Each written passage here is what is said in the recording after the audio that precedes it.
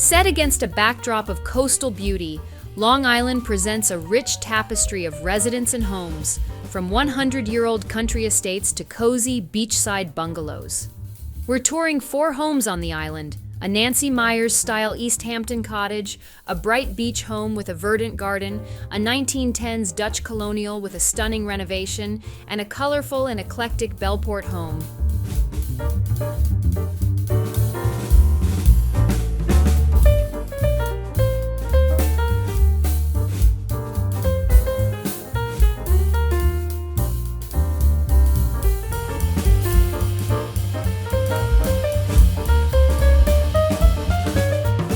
You're watching Homeworthy, where we believe every home has a story. Before today's episode, click the join button below to support all of the storytelling we do on this channel. Our growing community of members help to directly fund more videos so we can capture these extraordinary homes from around the world. So join today to receive early and exclusive access to new Homeworthy videos. Hello, Homeworthy. I'm Michael. Welcome to our East Hampton home. Come on in.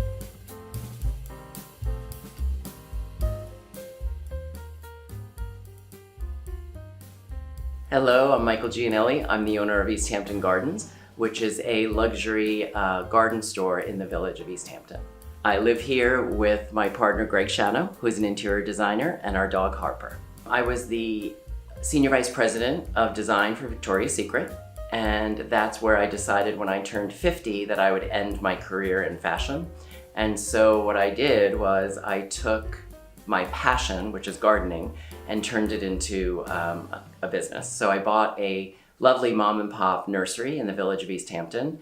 We rebranded it, renovated it, Greg did the interiors of the store, and now we kind of have a luxury boutique garden design firm in the village. My partner is an interior designer, so I have the luxury of working with him, and we have a very stringent agreement. He owns all the decisions for the interior of the property, and I own all the decisions for the exterior. So it avoided a lot of arguments. So Greg, he came up with the whole palette, the fabrics, everything based on sort of a coastal sea glass obsession that he has. So I can take you through that collection later. But he used all the colors of the sea glass to inspire the interiors of the home. When you enter the home, we had renovated where the front door was off center. And so we had to center the front porch. We added a beautiful brick and stone entry. And then when you enter the home, you actually enter into this really pretty living room. So this is my coffee spot, and every morning I make my coffee, I come in, I sit in one of these low chairs because they are a vintage chair that Greg found at Home Nature in Southampton and redid them in sort of a Chanel-like boucle. So they're quite beautiful because they're khaki with a little bit of seafoam green, which are great. And they have a curved back, which is really nice because it's comfortable in the morning. I feel like I'm getting a little bit of a hug with my coffee. So these are my favorite chairs. They're absolutely great. A lot of the home is based in sort of a sand khaki neutral with sort of a seafoam green sea glass color. And then he accented the whole thing with these Blenko lamps, which are really pretty. So as we go around the room, these are just sort of a classic Blenko shape. In the beautiful like royal blue glass. And what's great is on a sunny day, the sun will come through these windows and the blue is reflected off onto the floor and everything. So when you enter the home, you're greeted sort of by this beautiful console that we found at English Country Antiques in Bridgehampton. And what we've done is curated a small collection of curiosities. So we've collected some beautiful vintage seascapes. And we always love to like do a collection of an item, whether it's like the seascapes or florals or things like that. And then rounding it out, like I used to travel to Europe all the time. So we've collected some, the Hermes trays. These shells are always found on the beach during my beach walks with Harper. So I bring them home and the colors always work so well and the natural textures are like super inspiring. So this is a collection of shells that I collected with my grandmother down in Florida. So she used to live in Port Charlotte and we would go to Boca Grande Beach and just go shelling. And it was like a really nice time to like hang out with her and just really be with her. So these are all from her house. And when we started decorating the house, we would layer the shells in, and then my mom and dad would come to visit, and my mother would always like want to steal them back. So every time she sees these, she gets really annoyed. But we've introduced them into her house as well. So we have those, and then funny story is Greg was in Paris and he got me some cute things there. But these little dishes are hysterical because my friend Jed has this amazing antique store in East Hampton, and he has a very eclectic home. So when I go there, I shoplift and I take a few trinkets, and he doesn't even know yet, and he's been to my house like 7 times. So hopefully he won't see that. And then Greg worked with Stephen Gambrell for a long time. So when he started his career, he interned there with Stephen. And Greg was in fashion like I was, and in 2009 decided he was going to have a great career change. He went back to school, got an internship with Stephen Gambrell, and then launched his own career. So these lamps, Stephen would always make, and Greg just had one made. It's a vintage, I guess it's a vintage wine bottle or liquid bottle of some sort. And he had a huge burlap shade made for it, which is really great. So this is always, people come in and they're always like, where did you find a lamp of that scale? So Greg has these made for his clients as well. This was an original 1920s fisherman cottage and needed a ton of work. So it was a very small cottage sitting on a beautiful double lot, but it had overgrown trees. It had, the driveway went all the way around the house and ended in our pool house. So there was no landscaping and there was nothing to the home. It was probably untouched since the 1950s. The best part about the home is the way the garden and the interiors interact. When we renovated it, we added a lot of windows and a lot of doors, and the light really opened up the space. So I can enjoy my gardens from the interior, and what I love about the space is we use all of the rooms. So there's nothing that's like a dining room that's never in use, or a sunroom that's always for show, but we use these all season. We're gonna go into the sunroom now, and the original house had a wall here, and there were 2 windows. So when we renovated, we decided that we would add this big sunroom in. So we did a double height, which is something that Greg and I are always somewhat against, but really going from a lower ceiling height and going into sort of a double height ceiling really gives you a different atmosphere. So when you come into the sunroom, Greg designed this with, Martin was our architect. And they came up with this idea, which was gonna be ceilinged at first, have a high ceiling and then a studio above. And then Greg was like, no, we're just gonna do one big double height sunroom. So what we did is we added French doors and the side windows to really open up the view to the backyard. We added in a beautiful porch there, and then a bank of windows across the front that looks out into the front garden. So you really get the element of sort of the front and back gardens within the sunroom. It's one of our favorite rooms in the house. It has a very beautiful fireplace with a very clean mantle. We argue all the time whether it should stay a wood-burning fireplace or it should go to a gas fireplace. And since I'm in charge of making all the fires, Greg thinks it's probably safer just to have a gas fireplace so I don't burn the house down. But I've managed to get it well, because when I first started making the fires, the smoke alarms would go off all the time and the dog would freak out and go hide. But now I've got it down. So Greg designed these built-in bookshelves, and he's curated and collected all of these books that friends of ours make fun of because they just naturally go with the surrounding space. So they are landscaping design books, garden books, artists, and sort of decorative books for the shelving. And then he's curated them all with these beautiful white vessels and shells. That's Harper saying hello. And so I've started to add in sort of my collection of hotel silver, which kind of just blends naturally. So Greg and I would go to Brimfield and travel across kind of the Northeast and do sort of like vintage, the antique fairs. Brimfield was always our favorite. So we would do that one in May, and we started with 1 or 2 seascapes, And then it became sort of this obsession to see which ones we could find, which ones we liked, all of that. So what we've done is we had them all over in our other house. So now what Greg did, he curated this wall, and it really is just a beautiful wall of seascapes in different vintage frames, which we just think looks amazing. And it picks up like the whole color palette of the house. This is our favorite room in the house, definitely. It is very calm, serene. I love the way it's curated, and it's super comfortable.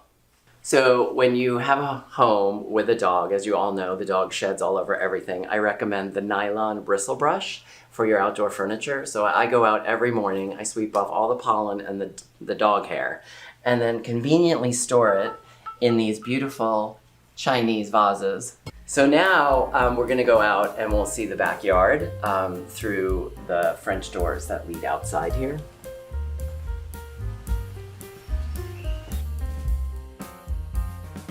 So I wish it was a better day, but you can really enjoy the colors of the garden. For some reason on a rainy day, the green really pops.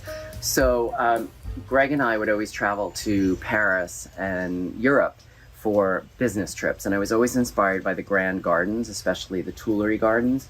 And so when it was time to design this low-key garden that I promised Greg, it would be low maintenance and easy to maintain, that did not happen. I worked with my friend Hal Goldberg, who was a garden designer and has since passed, but it's really a homage to him. As Greg says, Hal would do the design. I would take a big red Sharpie and like cross everything out and draw exactly what I wanted. And then Hal had to acquiesce, obviously. So here we have this beautiful pleached alley of hornbeams surrounded by boxwood. And this is really the entrance into the backyard from the entrance court. And then you come in and you see some of these beautiful statuary that we collected from an estate down in Palm Beach. And then you have sort of a French fountain that sits in these beautiful white hydrangea that will bloom. So it's like a cloud of white hydrangea, and then the fountain sort of is in the middle. Behind that is a treillage that was designed with accents of France in California. And so that was made in California and then crated and shipped here. And then the mirror, which reflects the entire length of the backyard, was put in on site here. All right, guys, it's raining, so we're gonna run into the pool house. So come on in. This is our little pool house. This used to be the one-car garage that you would drive up from the street across the pool and into this garage. So Greg had the vision of adding a bluestone floor, redoing it with wainscoting, and leaving the raw beams and everything up top. So it looks really finished on the bottom, but then we have the rustic ceiling, which I think looks really great. We have a beautiful vintage rattan set that we bought at the Mulford Farms Antique Show years ago. And then this, again, from Jack, who owns Jet Antiques. He specializes in these beautiful like chain tables and lamps and everything, so we picked that up from him. So this is where we come after dinner, which we serve on the dining porch. After dinner, we all kind of like come here, hang out, we listen to music, have drinks. It's really beautiful when all the candles are lit. It's just a really romantic place, and it does give you like a really nice view of the garden. So through the windows, you can see the fountain, and then out the front, I have some espalier pear trees and a French dining set from Accents of France, who did that as well.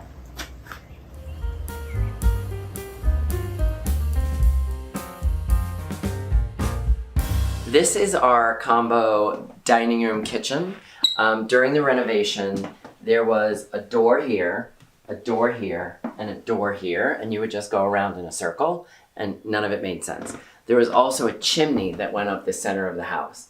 So we removed the chimney, we closed up the doors, and then we expanded the entryway. So the view is really from the sunroom to the living room to the dining room to the kitchen. So it's sort of like a long open view, which we really enjoy. So this cabinet is from Belgium, and we found it in Palm Beach, which really just worked here because we didn't want to expand the kitchen with a ton of cabinetry. So we really just put in a piece of furniture that holds my china. This is from Royal Crown Derby. this beautiful pattern, Chelsea Garden, which is one of my favorites. There's some great silver pieces in here that I collect, which drives Greg crazy because it used to just be all white coral, and now I've absconded like this one shelf. This is part of my collection of blue and white Chinese import, and I get most of it from my friend Jack's store, Jet Antiques in East Hampton. And this piece, which is one of my favorites and rare, is from Indigo Seas in LA, right next to the Ivy. And I loved just having lunch at the Ivy and going and explore that store. And I would always come home with some fabulous piece.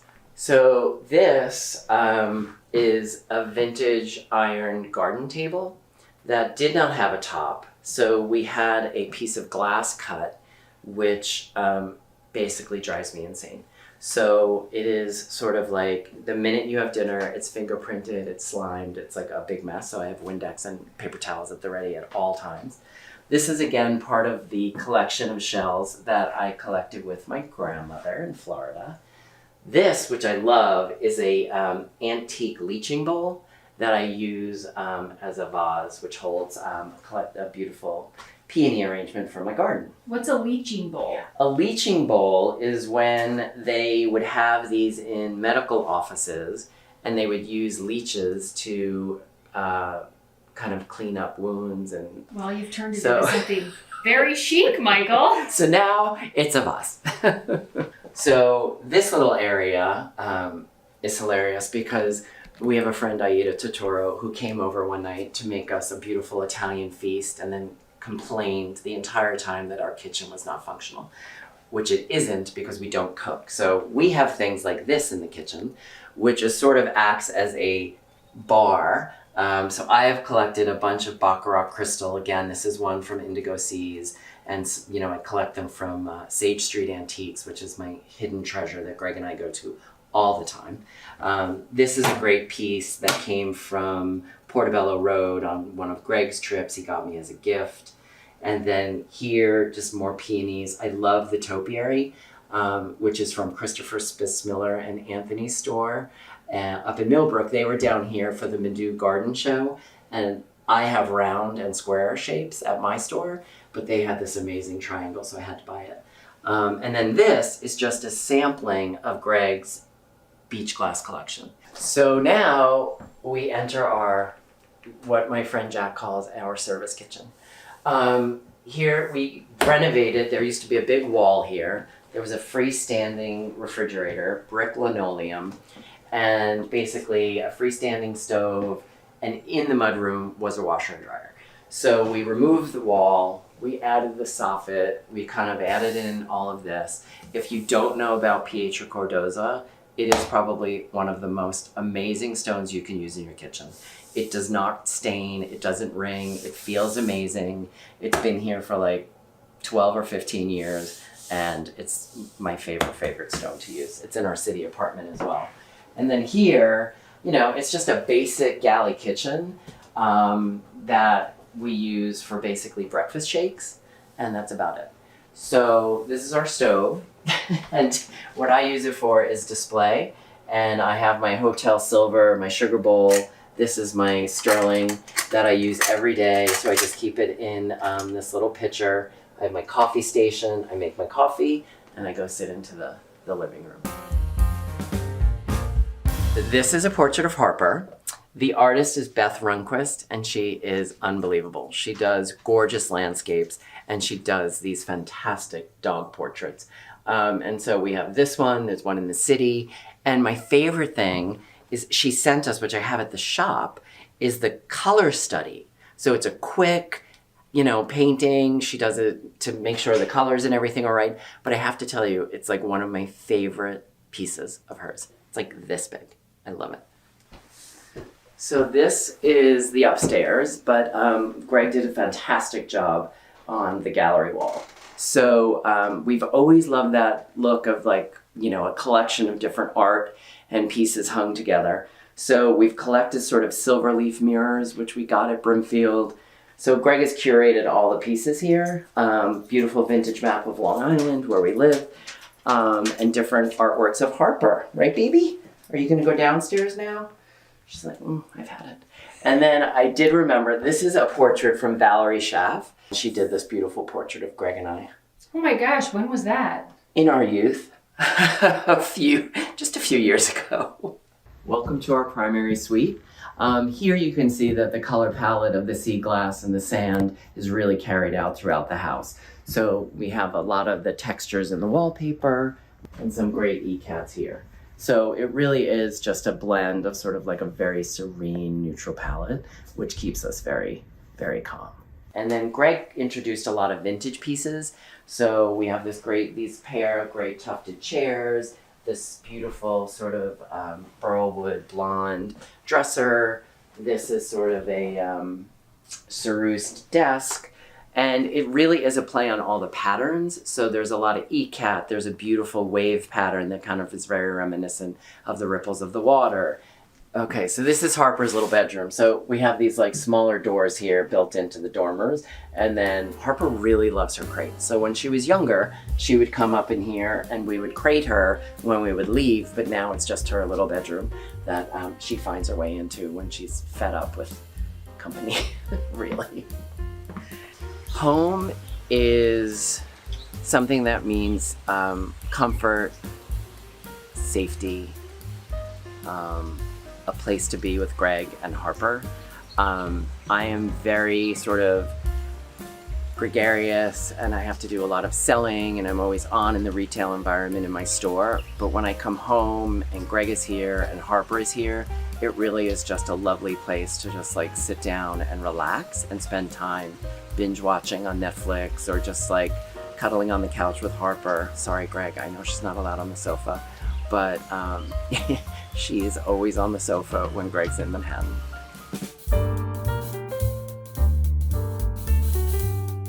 Hi, I'm Christy Doremus, and welcome to my Bridgehampton home.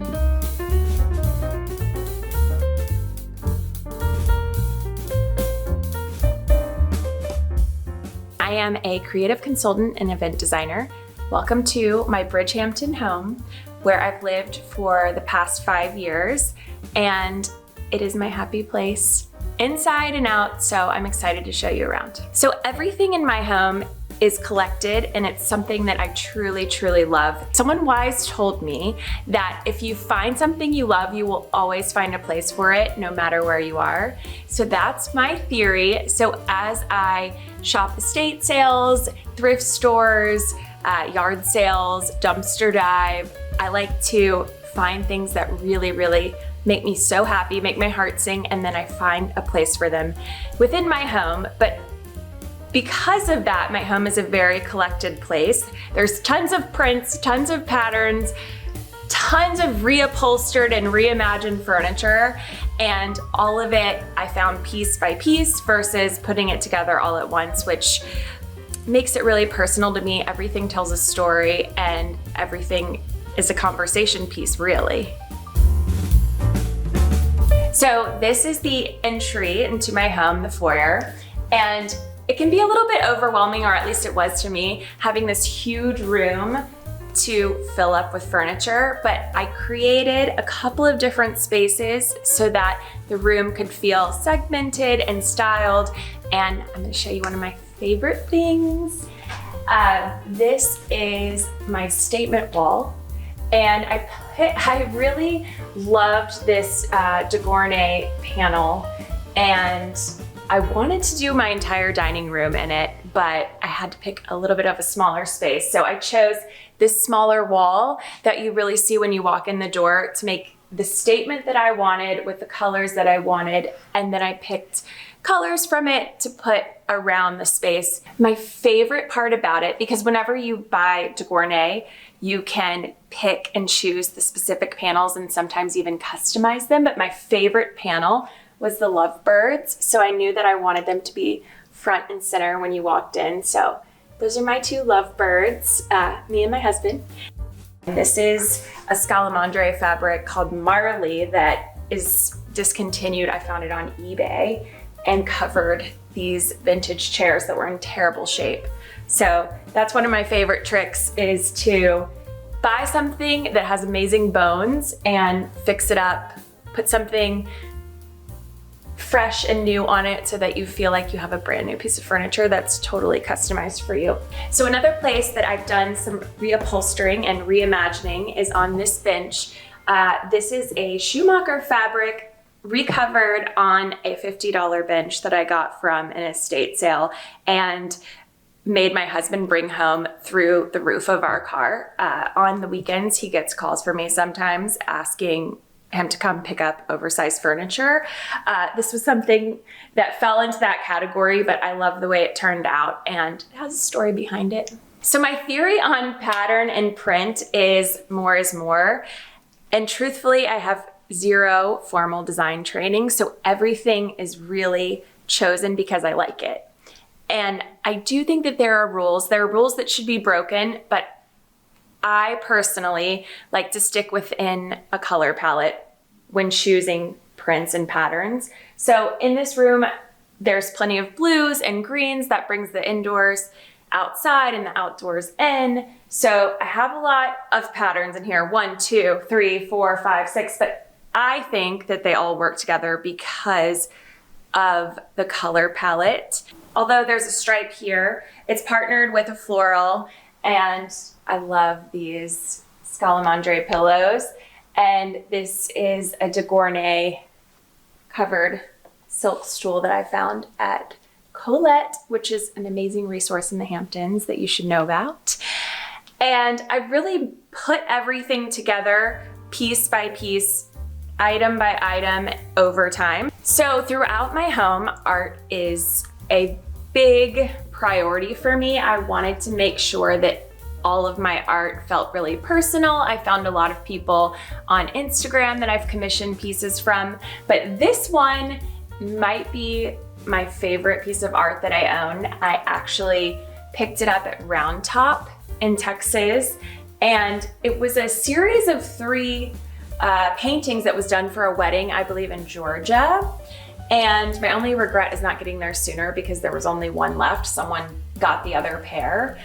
And I saw it and immediately was like, I love this, but how am I gonna get this home? I live in New York City.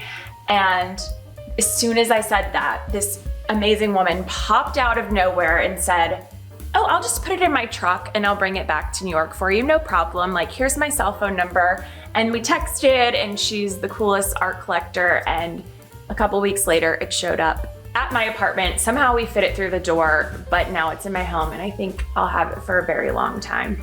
So one of my favorite things about design is that you can always add a little surprise or something that's a little weird or confusing or off, because a perfect room to me doesn't exist, and I love to add a little element of surprise. So I love plants and love gardening, and I'm always searching for interesting planters that I can put around the house to make my plants really sing.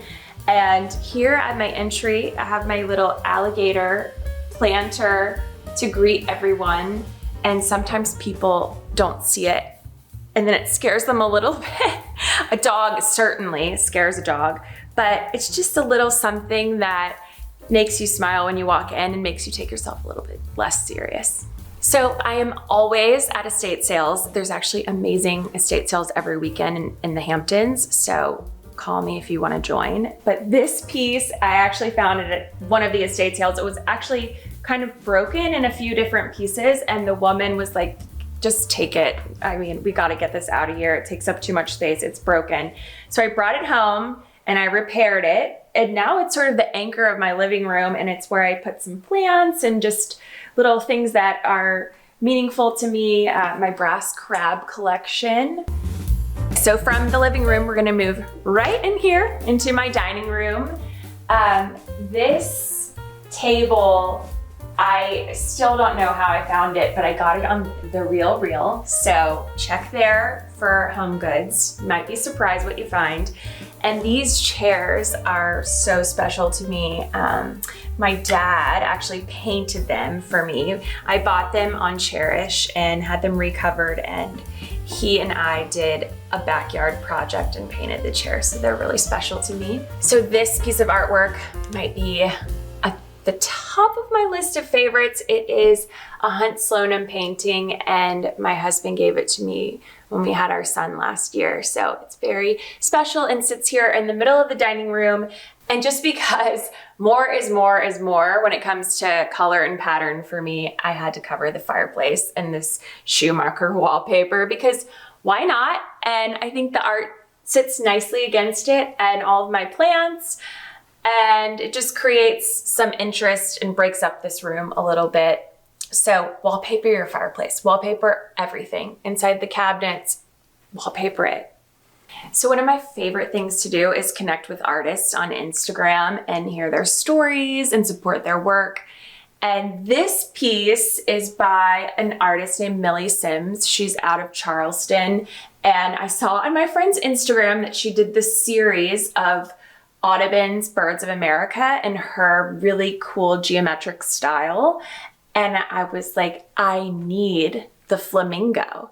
And I called her and she said, oh, that's wonderful. You can pick it up at the gallery on King Street. And I'm like, no, I live in Bridgehampton. And she said, oh my gosh, how did we connect? And it was through Instagram. So throughout my home, there's lots of nods to Texas and Louisiana. My husband's from Texas. I'm from Louisiana. So I have my little Texas bowl. And my New Orleans books, this book is actually our guest book from our wedding. So everyone signed the inside. And every time I pass by it, I open the page and I don't know, it just reminds me of a really happy day. So because I'm a big gardener, I love to bring my flowers inside and put them all over the house. I have tons of plants, tons of flowers. And one of my favorite things to collect are unique and interesting planters, which are not as easy to find as you might think. But anytime I see a beautiful, interesting brass planter, I pick it up, whether it be a punch bowl that I turn into a planter. My plants are my other babies, so I spend a little quiet time in the mornings with my little watering can going around watering all of them before everyone wakes up. So gotta do what you gotta do, but they're all happy. So this is my wing of the house, and you are welcome by my brass bird, Petey. I sit in this window and read magazines, look out over my garden.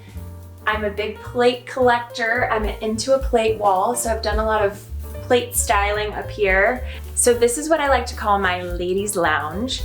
And I didn't know how I was gonna use this space when we moved in, but over time, after dinner, my girlfriends and I have come in here for a glass of wine or a margarita and some really good conversation. So I've learned to enjoy it as a little after dinner place to spend some time with my friends and catch up, or just during the day, read a magazine. It's a little Palm Beach granny Golden Girls all mixed in together with my two favorite colors, pink and green, which go with everything. I have a lot of birds. I'm realizing I have a lot of birds in my house. I think I might be a little bit of a crazy bird lady, but this is actually one of the first pieces of art that I commissioned when we bought the house. It's by an artist named Megan Karn, and she did a duo of these for me on either side of the room. And then I found this also matching pair of benches from Housing Works for $40 and had them recovered in this Schumacher velvet. So when I shop at estate sales, thrift stores, resale shops, I'm always looking for amazing pieces with great bones, whether it be the woodwork or detailing on a dresser or the curve of a piece that feels unique to me. It's always that little touch of something that's unique that I love, but I don't necessarily see elsewhere, versus finding something that might be mass produced or something that everyone else has. So it's always that unique touch of a vintage piece that I've never seen before or feels really unique to me. So that's what makes me go for a piece. So these chairs were upholstered in a hideous brown fabric, and most people would have passed them up, which is probably why they were $40. But I loved the curve of the chair and how beautiful they were. And of course, they fit right here in this space, but also a pair buy a pair. If you find a pair of anything, always get the pair, because a pair is not easy to find. So believe it or not, the pink and green theme is not over. It continues in the rest of my wing of the house into my pink and green bathroom with my pineapple wallpaper and pink soap, pink art. It's all pink and green. What can I say? I love pink and green. If you go to an estate sale, go into the linen closet, because it's always the last place that people look, but that's where I find the most amazing things that are hand done. And so I keep my tablecloths in here. I need to find a way to catalog them, but all mostly found at estate sales. I love to entertain. I love to make any casual dinner more formal and more fun. It's always more fun with a little nice napkin or a nice tablecloth, a nice piece of china. Selecting a favorite is tough, but I do love these tablecloths with all of this incredible handwork. These are super old, and I love how detailed they are. You just can't find things like this now. It's just so impossible to find things with this much beauty and detail now if you were to buy it at a mass market store. This is my room where I sort of organize all my garden supplies and my craft supplies. I try to keep it as organized as possible. Look, all my colors are labeled. But in my drawers, I keep my napkins color coordinated so that they're easy to shop from if I'm doing a dinner. Here, some reds and some pinks down here. And it just makes me happy. So now I'll take you into my family room where we spend the most of our time. And I'm not one of those people who can say I hide my TV because it's always on, usually golf. But this is where my family spends time. My son plays, we watch TV, and there are yellow chairs and a lot of lemons. I don't know if it was the limoncello or what, but on my 30th birthday, my husband took me to Capri and I came back and was lemon obsessed. There was a hotel we stayed at called Caesar Augustus, and every morning they have the best lemon carrot juice. I've tried to recreate it 1,000 times. I can never get the recipe right. But you would go out under the awning with the white and yellow stripes and drink my lemon carrot juice. And when I came back, I knew I wanted a lemon room. So among all the lemons in my lemon room, my favorite item has to be this pair of planters, the lemon planters from the Ceramici Castle. And every time I look at them, I'm reminded of my trip in the Amalfi Coast. So because this is my family room, I did choose an indoor-outdoor fabric for the chairs, and I Scotch guarded it as soon as they arrived. So everything is easy to clean, especially with kids running around. The white couches are actually pretty easy to keep clean because you can just wash the cushions or, clean with a little bleach. But this room is very, very livable and family friendly. So with all the pattern all over my home, this is really my sanctuary where I come to rest at the end of the day, in my bedroom, where it's cool, calm, serene, and peaceful. I love this wall color by Farrow & Ball. It's called Blackened. And seriously, if I had to live with one paint color for the rest of my life, I would choose this color. I've had it in a couple of different bedrooms. It looks amazing with the light. It's the perfect light bluish, not too blue, not too gray, and it's just so peaceful. And that serene theme is sort of continued in this room, which my husband likes to call the relaxation room. We were inspired by these amazing lounge chairs that are sort of reminiscent of the chairs at the Mayflower Grace Spa. So this is where we come to relax, read a book, look at a magazine. I wish I could say I spent more time in here than I do, but on a day when I can, it's a good day. So I have to say my bird theme around the house continues a little bit in this room with my swan console that I found online. And it's kind of 70s, but I like it. And my swan painting from Megan Carn that sits in here. It's just peaceful. I have a lot of swans in my garden, big swan theme. But I thought swans, peace goes along with the calm vibe of this room. So welcome to my 1-year-old son Jackson's bedroom.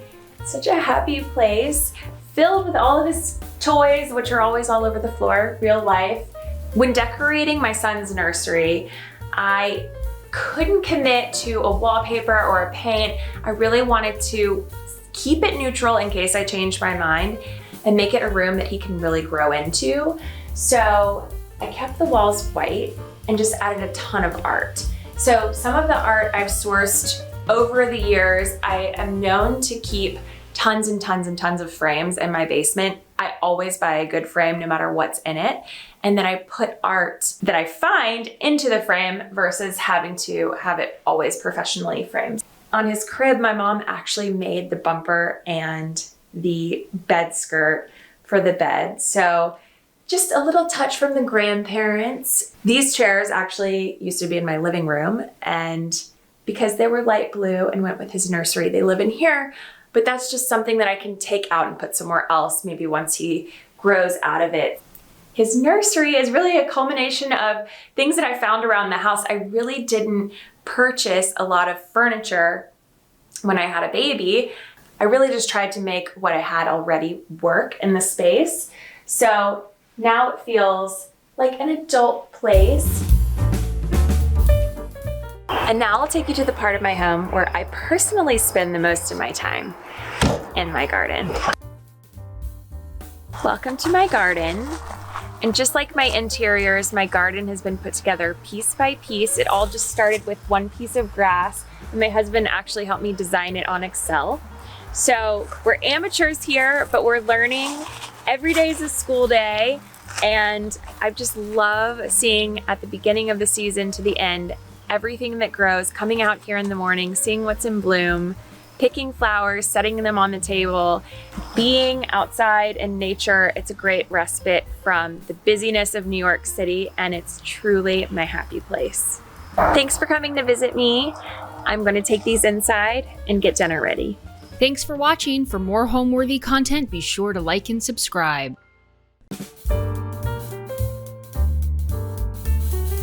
Hello, Homeworthy, and welcome. My name's Dean, And I'm Jonathan. and this is our home on the North Shore of Long Island that we've lovingly named Kippen Hill. Welcome. We're so happy to have you here.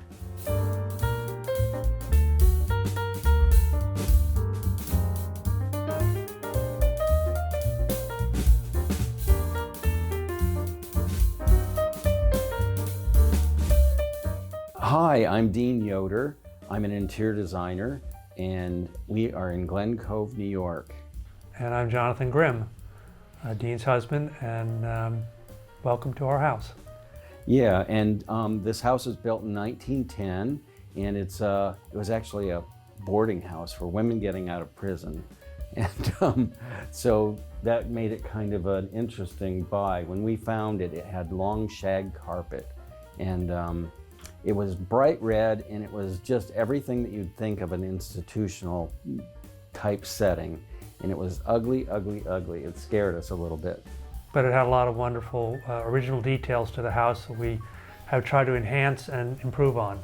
Yeah, we closed on the house in 28 days. We paid cash for it. We got it for a really good deal, but it was more money than we had ever spent in our lives. And we were kind of scared of it, but we were actually really excited by it. And I think the thing that really got us going was that we looked in that back window and we saw a kitchen. We had this Lilliputian kitchen in our old house. It was like the size of, I don't know, a Cracker Jack box.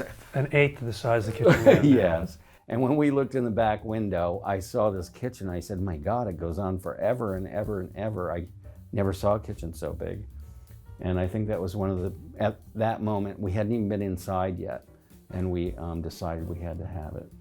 We've been here now 15 years. Yep, Yeah, and it's going on 16. going on 16, and we love it here. It's this is home. This is where they'll take us out, I think, feet first. We met through a dating service that was advertised in the back of the Village Voice called Perfect Partners. And it was a telephone dating service where back in the day when you had to create a telephone voice mailbox. This was before the internet. Before the internet, you very discreetly left little messages back and forth.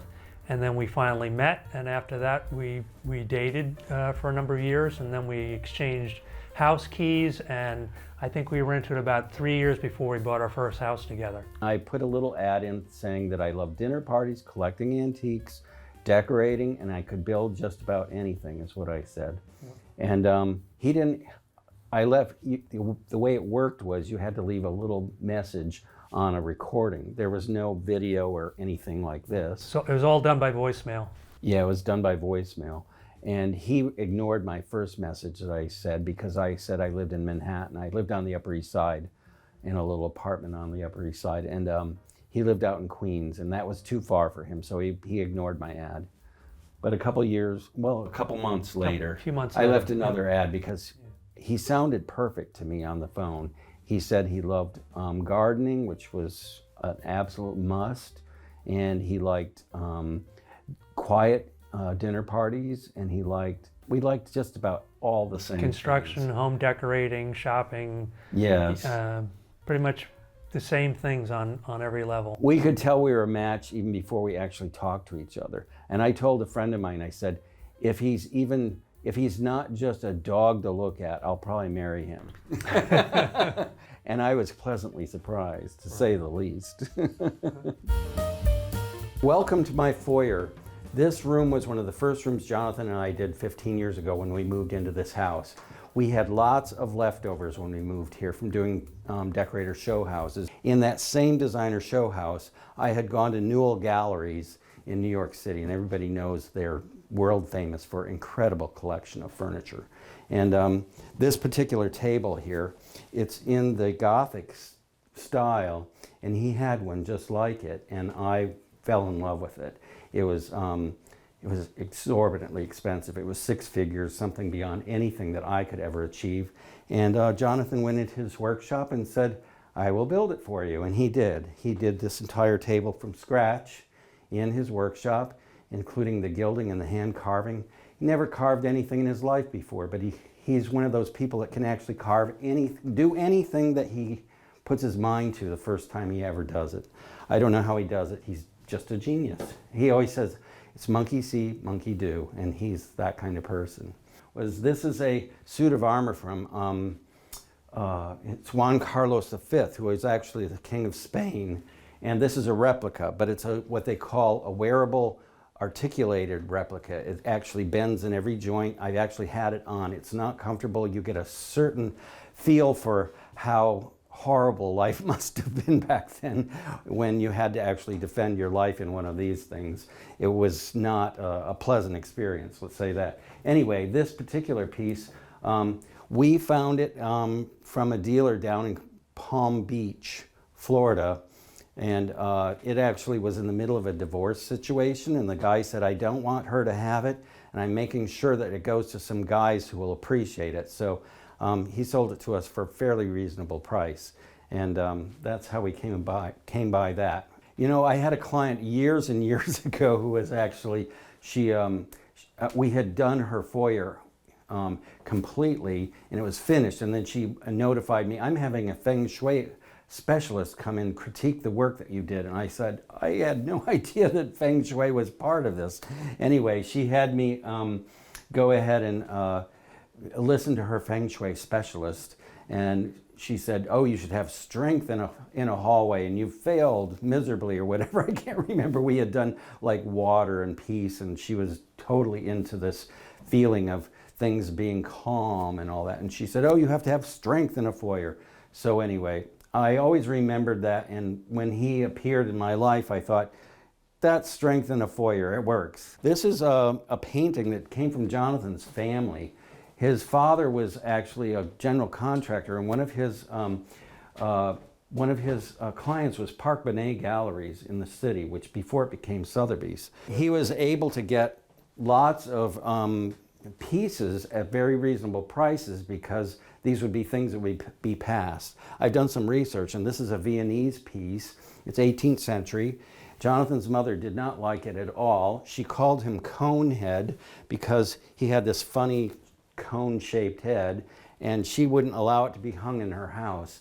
And actually, after both of his parents passed away, it was one of those things that was on offer between the two kids, his sister and he. And his sister had no interest in it, and Jonathan had always liked it.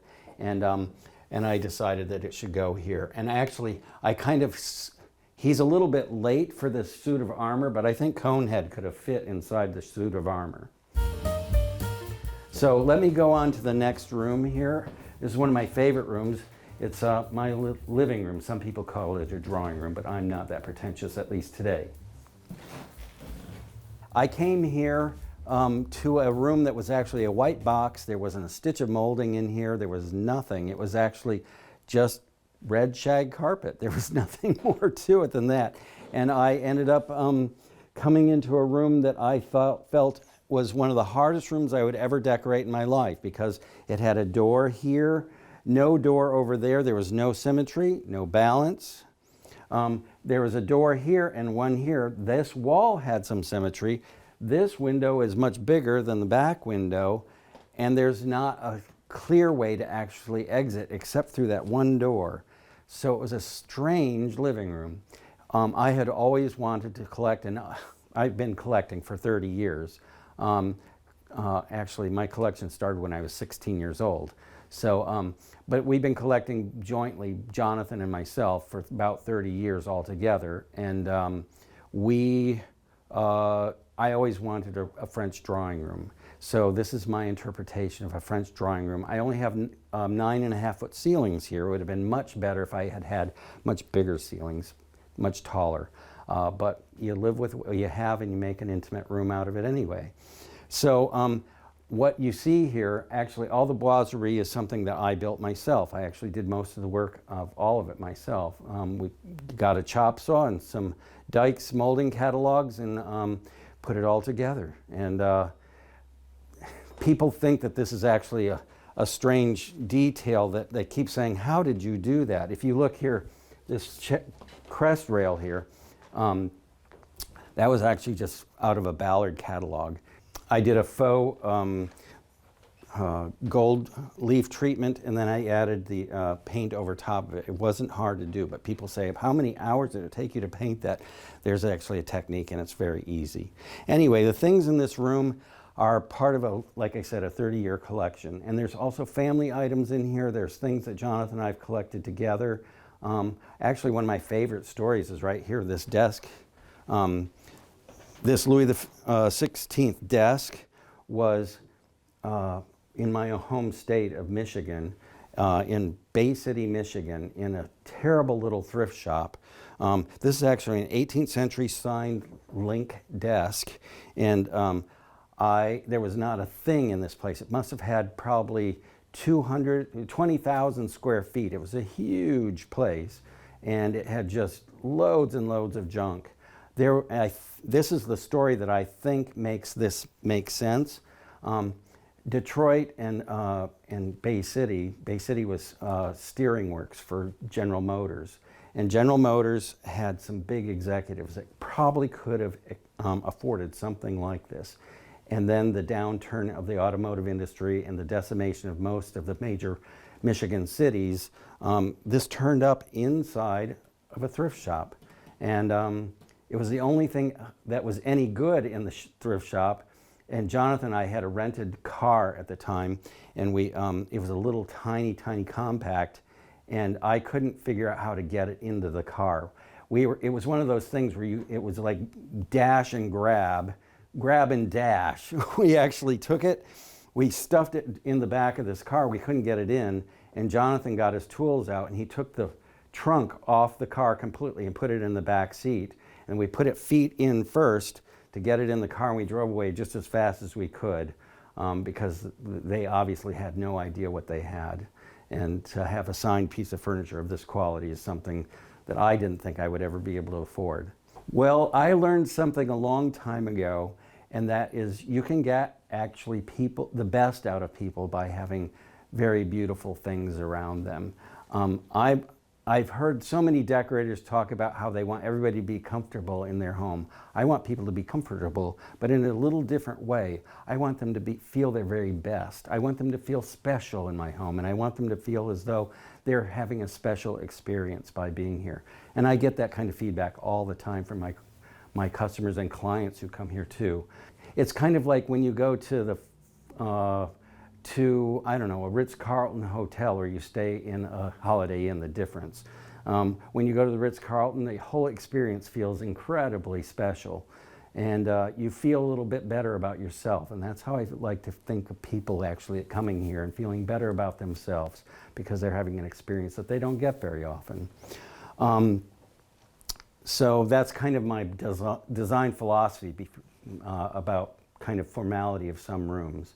I had always had flowers here, and then all of a sudden a peacock, I put him here because of the color, and all of a sudden I wouldn't put flowers here ever again. This is it. So I feel like I've solved a decorating problem. It also does this strange thing where it actually separates the spaces just a little bit, which I like, because we have kind of my writing desk here, and then I have the peacock here, and it actually helps to separate the spaces just a little bit. I made a delightful seating arrangement here that's actually for 6 people, and we often have 6.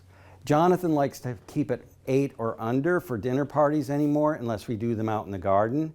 And so what I find is best is to have comfortable seating for 6 to 8 here. We have 6 really comfortable, and then I have some pull-up chairs that are able to be moved into the space, so we can actually have 8 here.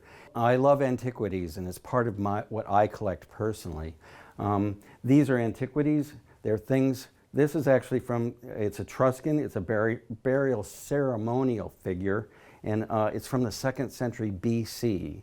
And they're not as uncommon as you might think. This particular piece, the way the burials were done was you'd actually have an effigy of a person, and you'd actually, it would have the head and legs and arms, everything. It would be somewhat of a replica of that person. And you'd actually take the head part at the gravesite, and you'd snap it off the actual statue. And you'd actually take the head and you'd put it into the gravesite. This would then go home with you as a reminder of the person. These are actually not as uncommon as this is. This is the real treasure right here. It's actually a head from one of these antiquities where the heads were not, this head was saved somehow. And it's one of my favorite things in the whole house. I love this story, and I love things that are, actually this is 4th century BC. I think I said 2nd century. I have little notes inside of these things to actually keep me on track whenever I'm explaining these things to people. This is 400 BC, so 4th century. What I found I loved the most about this property was that it came with so much land that we have the space to design and create the gardens that we always wanted to have on a scale that's very comfortable for us for entertaining and for just doing pretty much achieving all our dreams. When we bought the property, there was a lot of things that had to be removed and things that had to be improved in the way of there were some trees that were dying off, and there was a cinder block garage that had to be removed and some driveway area that had to be removed because there was just no garden space really was really laid out here before. I have a funny story about the garage. We both hated this garage. It was a horrible 50s cinder block garage that happened to just be built right in the middle of the backyard. It didn't make any sense at all. And Jonathan and I, we do everything ourselves. I mean, literally everything. And we went out with some sledgehammers. We don't usually look like this. We went out with sledgehammers and we started removing cinder block by cinder block. And we found the most horrible, horrible wasp nest. Oh my God. Yeah. We were stung pretty bad. And we ended up battling wasps too, with fire and all kinds of terrible things. Well, I'm married to a genius, and the guy actually can build anything. I don't know. And I have to say, we have this funny saying that my dreams are his nightmares, because he has to figure out what I'm actually saying, and he builds it.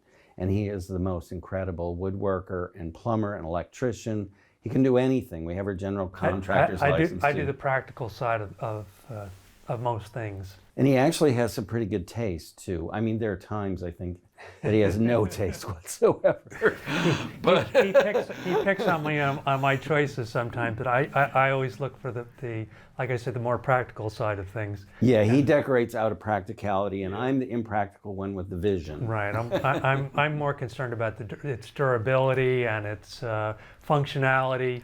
And Dean is always looking for the aesthetic and for the beauty and the composition and the color, and I leave that to him in most cases. We're kind of frickin' frack. We work together every day. We have we've been together 27 going on 28 years. Right. And we've worked together from, I think, almost the very beginning. I did have a job where I actually worked for Iris Beryl Apfeld, who she's, I think she calls herself a geriatric starlet. She really is. And I worked with her for, I think 5 years when I first came to New York in 1988. And she was kind of an inspiration for me. She was a very interesting person. I had never met anybody quite like Iris. And I loved her husband, Carl. What an amazing man.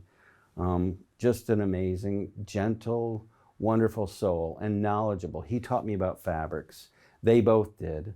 And there was another guy, David Velasco, that I met out in California years ago. He actually was a guy who got me interested in interior design when I was 16 years old. I bought my first antique from him at an antique show at 16. I was a kooky kid.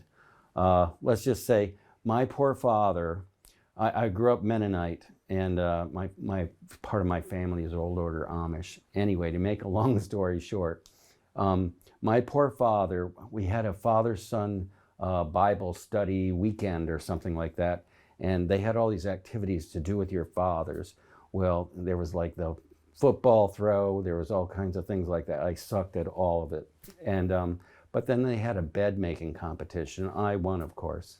And I feel bad for my father. He did not have the jock for the son. And Dean's still teaching you how to make the bed. and puff the pillows. He's actually gotten very good at it in the last 27 years. I've learned a lot from Dean on that front. He's been a good sport, let's just say that. This is our winter living room, is how I think of this room. And then we're going to go out into our side porch, which is our summer living room. And this is where we spend most of our time this time of the year. This is my summer porch. This is a place where we have people when we are visiting. If you look around, there's kind of a theme to this. There's actually seashells everywhere. We live just less than a mile away from the ocean here. And so it behooved me to actually start to think of this as a place to put things that were related to the sea. And if you look carefully over my shoulder here, you'll see there's actually a bust of Neptune, who was done in shells that Jonathan and I made. And there's actually all kinds of sea references. In some of the pillows, if you'll see, there's shells and so forth on each of the pillows and stuff in the room. And there's a collection of seashells from the South Shore, actually, here, that we've actually done over many, many years. We go to the beach and we come home with whatever little shells and we just toss them in. This is the place you can always find Jonathan, is on this particular chaise lounge. He's always there. And whenever I can't find him, I just come out to this room and he's usually there. If you look here, you can see I actually arrange shells and stuff almost like I do florals. I actually see them as a thing to actually pay attention to and arrange like a flower design. These two, again, it's all about the same as doing a floral arrangement. I think the peacock is my greeter in the living room, and here's Zeus. And actually, I've never heard that comment before, Allison, but I think you're absolutely right. I love to have little greeters into each room. And in this room, it would be Neptune. And Jonathan and I made this from shell collection that we actually ordered them. They come from the Philippines, I think, and we actually just hot glued this all together. It was something I always wanted all my life, was to have something like this. If you see, this is actually a 19th century telescope that actually was probably on a ship. And anything to do with the sea kind of ends up in this room. It makes it a happy place for us, and it reminds me that we're right by the ocean. All right, now I want to share with you a little secret. It's a door that didn't exist, and you can't even tell it's there. Come with me, we're on our way to the family room. I'm going to show you a little secret that I have here.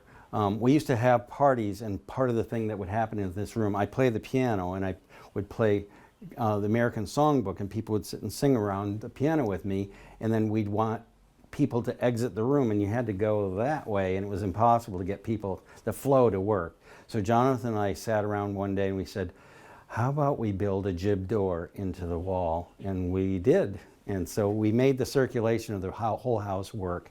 And it's right, where is it? It's right here. Welcome to my family room. This is where we spend most of our time in the winter time too, just the two of us, Jonathan and myself. And we actually watch TV behind these doors here. Hate to see a TV. I suppose all decorators say that.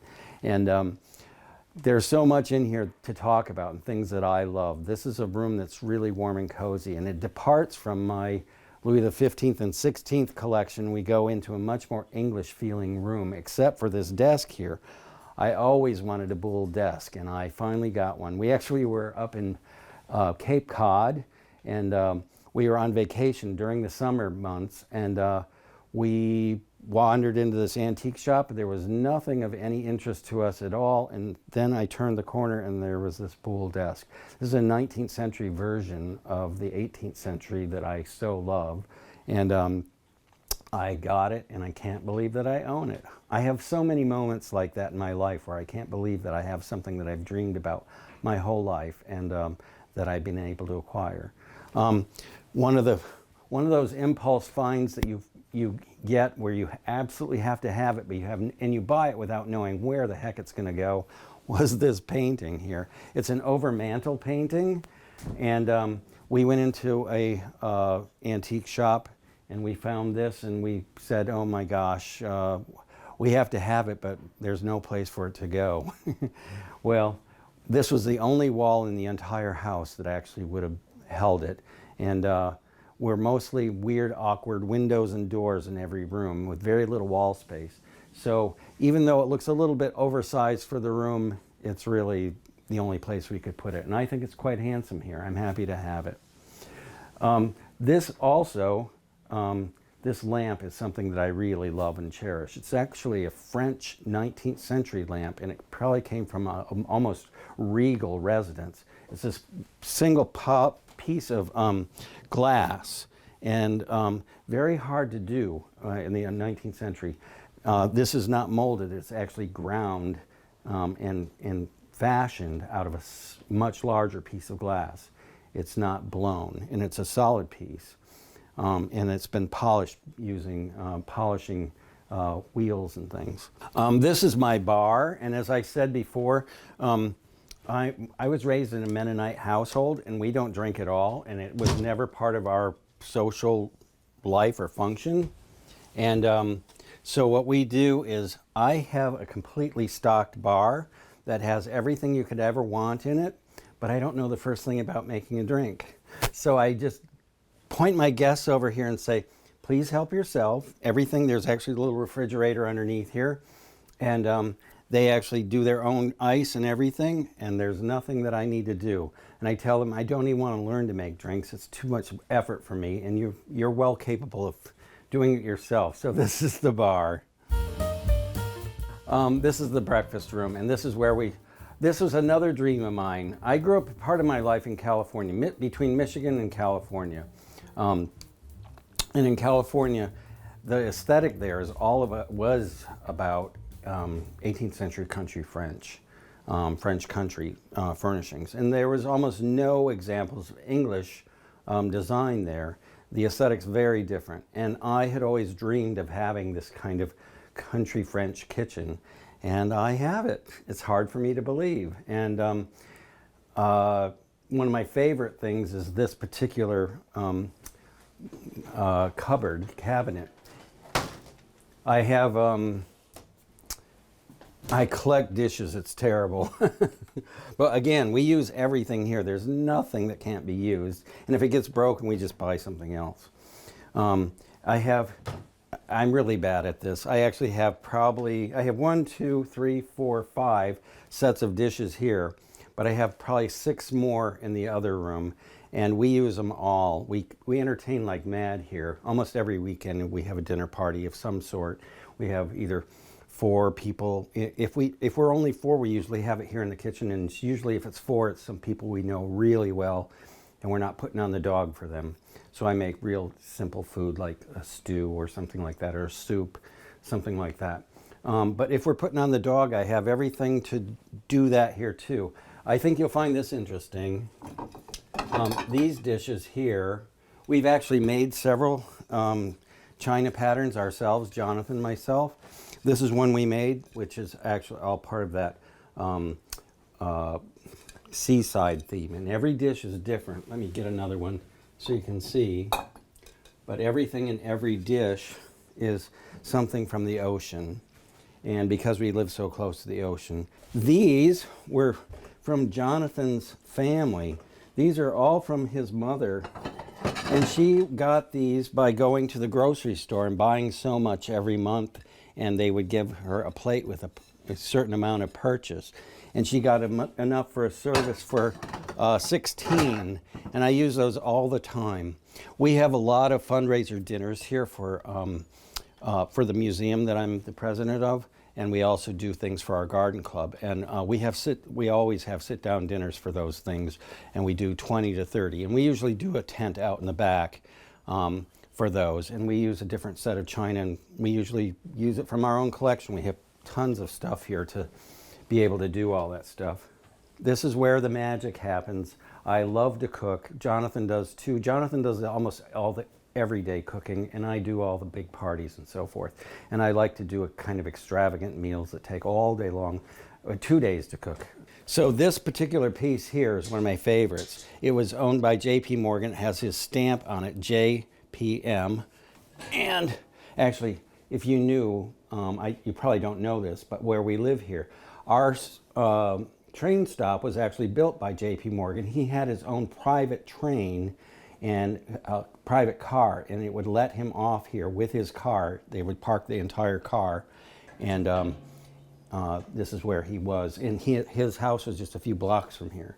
It's been since removed and raised. But anyway, there's things left over from his estate that we have in the house here. If you look here, this is my stove. I couldn't believe I had a stove like this when we moved in. We collected all these rocks and all the refuse that we found in the backyard. And I said to go ahead and make this, I wanted to do this backsplash that looked, primitive and country. And so these are just collected rocks out of the backyard, and Jonathan was the one who actually put this together for me.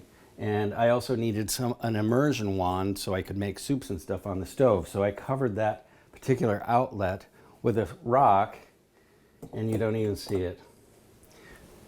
I had a Mennonite grandmother, and when my father passed away, I was able to get, one of the few things that I got out of my father's estate was this incredible cookbook. And it was from the 1930s, and this gives a little peek into what women actually did for their families back then. It has this wonderful, incredible idea of what a Christmas dinner might be. Oyster cocktails in green pepper shells.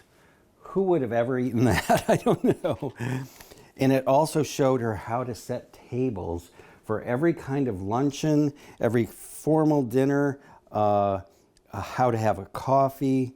It was kind of this amazing little thing. And it keeps my grandmother close to me. I lost her when I was 5 years old, so I remember her, but just snips and bits. And I think of her, my mother always said she was the quintessential housewife. and that she was actually the best of the best, and that she was so skilled in being able to run a household. And I think that that was pretty typical of most Mennonite women. Anyway, so this is the way I kind of keep her close to me. I love this book.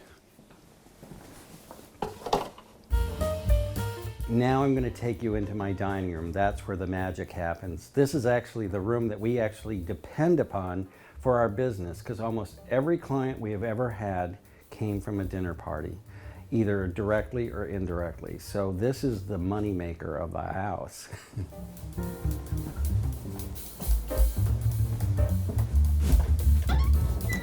Welcome to the dining room.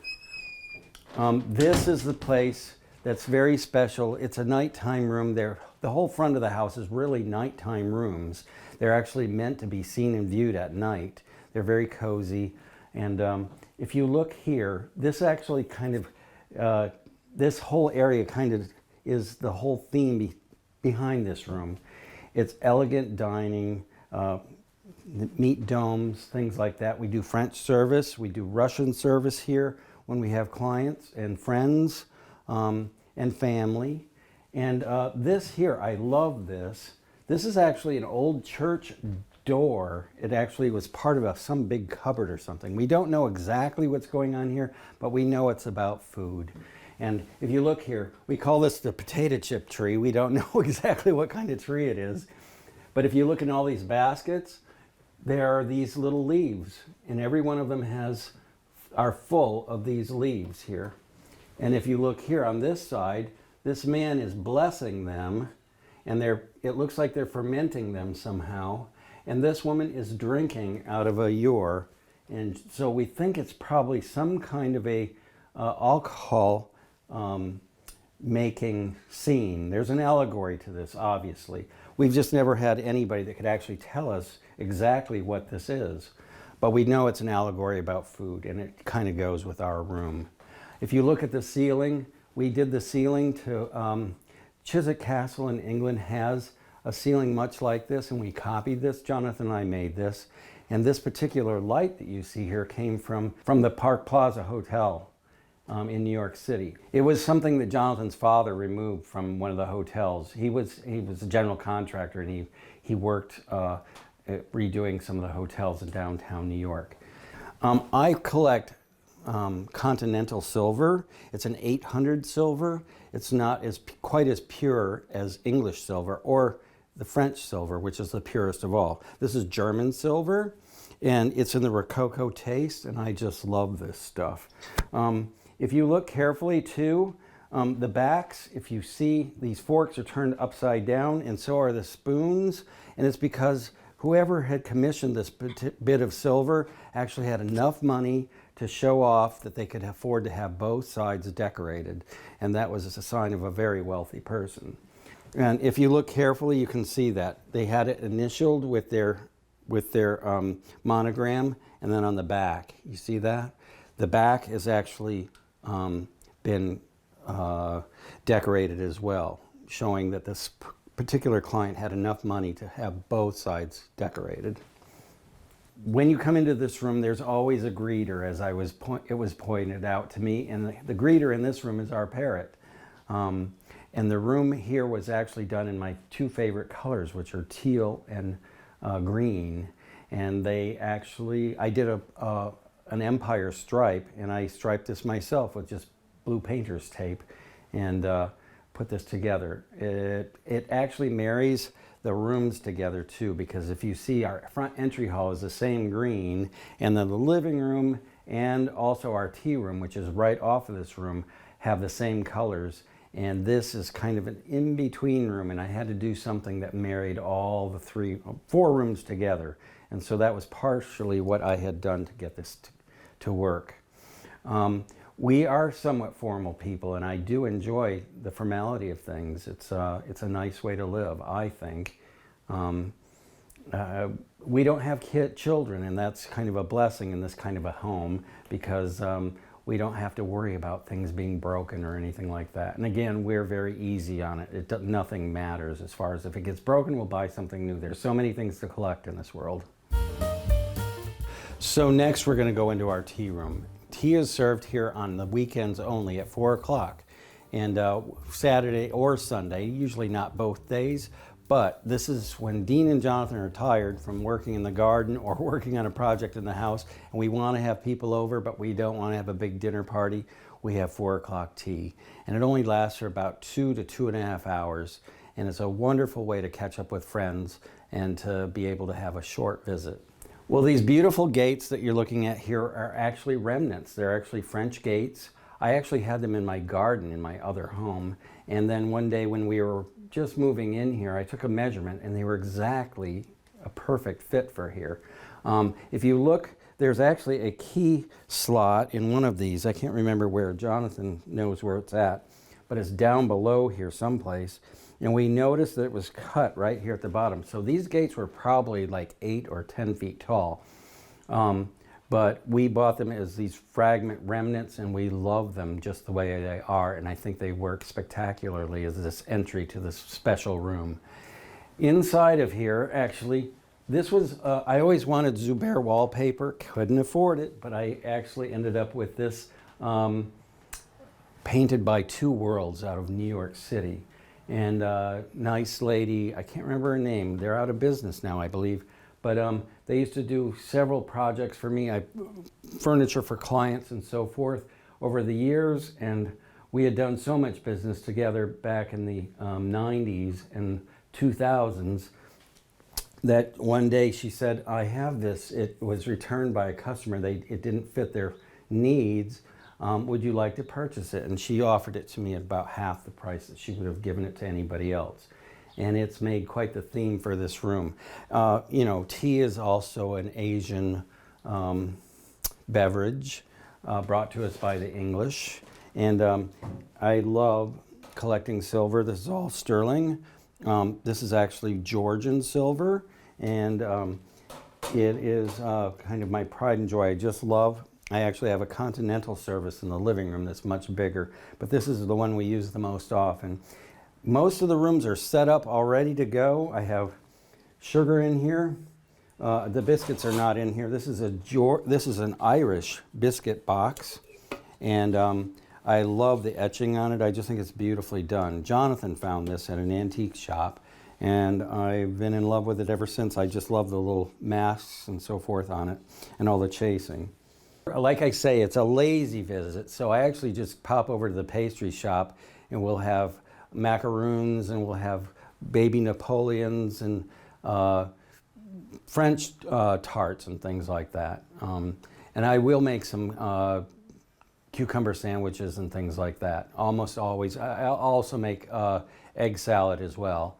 And we make that as a very quick little gathering place for us to share a few stories with our best friends. We're on our way upstairs to the rooms where the private life takes place. It's really not private up there, I'm just making stuff up.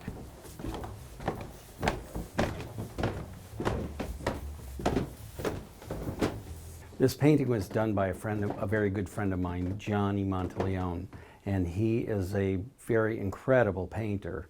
And he does an allegory here that actually is all about his search for a faith. He is an agnostic of sorts, and his mother was actually Catholic, and she was one of the kinds of Catholics that went to Mass 4 or 5 times a week. She's very devoted. And he painted this painting, and it's called The Known. It's about a man who has actually died.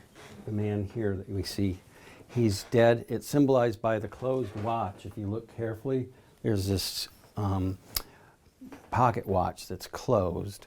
And you see these 2 women who are holding him back. They don't want him to go. He's walking through a portal, which is actually in the shape of a headstone. And he says this is the last moment that he and his mother actually agree upon. Everything beyond this is something they disagree about. She thinks that this man's going to heaven or to a hell, and he believes that this is probably the end of all that exists in the world. And he painted this painting to is a tribute to his mother and his struggle about religion. And I thought it was an amazing painting. It was given to us as a gift by him after the competition. It won honorable mention, I believe. And Jonathan and I had done knowing the story behind it, in our workshop, we created the frame, which is the headstone. We are now at one of my favorite things in the whole house. This was something that was done during COVID, and if you see the little squirrel here and the little owl, we found a carver in Russia, of all places, and we told him what we wanted, and he did these for us. The little owl is saying good night to us when we go to bed at night, and the little squirrel greets us in the day. And they're all made out of white oak, and they were made to match even the species of wood to the original railings that were here. We also did a rampant line, which is down here lower, and symbolizing an English manor house, which this is not. We're playing games here. This is our grand illusion, is what I like to say. And here, what I have is this beautiful Verdant tapestry, which is from the 17th century. It's something that I always wanted. If you looked in the living room, on the little canopy in there, there's a couple of little Verdant tapestry pillows, and there's also another one on one of the tables, and then there's this one. And if you look, there's this beautiful bird, and there's a castle in the background. It's a little faded, but it's right here. There's a castle in the background. This was something that we bought online probably, I don't know, 15 years ago, maybe more. Yeah, it was in our old house, so it's probably almost 20 years ago now. Just love this. One of my favorite things in the house.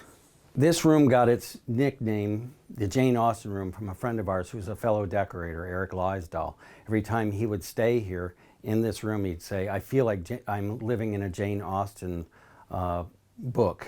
Anyway, so we now, we refer to it as a Jane Austen room. We love to pretend we're pretentious, but we're really not. This is a fabric that was actually sold to Bunny Mellon, and I was able to purchase a yard of it. I won't even tell you the price of it. It is something that most people would faint to think that they would spend that kind of money on. Anyway, I was able to get, it's actually a half a yard, and I'm very lucky to have it. It's starting to fray a little bit at the edges, but I'll never change it. I can't believe that I have such a thing in my house. Most of this furniture came from a very special house here in Long Island called Knoll, and they were taking the house apart, and Christie's or Sotheby's, I don't remember, they had an auction, and we were actually at the auction. We bought the bed, we bought the chest of drawers and curio there. We bought some other pieces as well. This bed I wanted to show you. Jonathan and I did the canopy for it, and we turned these little bells. They were actually little wooden, they were little planters, and we made them into bells. And we actually decided to call this bed the Virgin Keeper, because if it shakes too much, the bells will ring. Welcome to our bedroom. This is the room where we slumber, and Jonathan and I watch TV in here. This is a special room. It has so many things that we both love, and things from both of our families. If you look, this little coronet over the bed, that was actually some draperies that I had made for a project for my family, and it ended up here in the end. This is actually a Venetian headboard. It's all water gilt. It's 18th century. It's a beautiful thing. I can't believe that I get to sleep underneath something like this every night. It makes me happy. We also have these 18th century tapestry pillows here. So the room has some of our favorite colors in it. This soft teal, it's actually really, really restful color for us. And backed by a color they say never to use in a bedroom, which is red. We have red in almost every room in this house. This is actually a piece that Jonathan made. I designed it, and actually I designed and had it, two of them made, a his and hers, for one of my clients in New York City in their master bedroom. And I said, how much extra work would it be for you to make another one for us? And he said, no, it's the same amount of work. And my husband, who didn't know how to carve a thing, carved all this. He carved all this, he carved the feet, carved every bit of this. I had done some AutoCAD drawings of the actual piece of furniture, and then he actually built it. Very proud of him. One of the things, I used to work for Stickley Furniture many years ago. Oh, probably 20 years ago now. And actually, they are known for their beautiful drawer slides. They have 3 wooden drawer slides for every drawer, and I did 4 on these, and they work even better than the Stickley version, which was the gold standard. Jonathan's built lots of furniture for our home. One of the other things I wanted to point out too is this beautiful Charles III Georgian eagle console table, and it's really a very special piece. It's 18th century English, and it's really, I can't believe we have it. Very lucky to have it. And we have this incredible painting. It's a Willard Metcalf, who was part of the American Impressionist movement here in the United States. His work hangs at the Metropolitan Museum of Art, and we happen to have one of his paintings.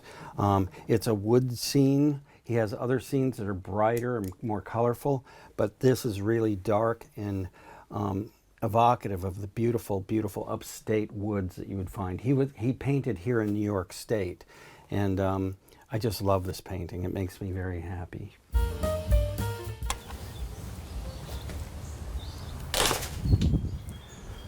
Well, this is my patio, and this is where we have lots of other intimate dinner parties. We have lots of dinner parties here at this house, and we have other places on the property. We have dinner parties in other kitchens as well. So here I have a little bit of Palese Majolica, and also this is more of that set of dishes that Jonathan and I made for a show not too long ago.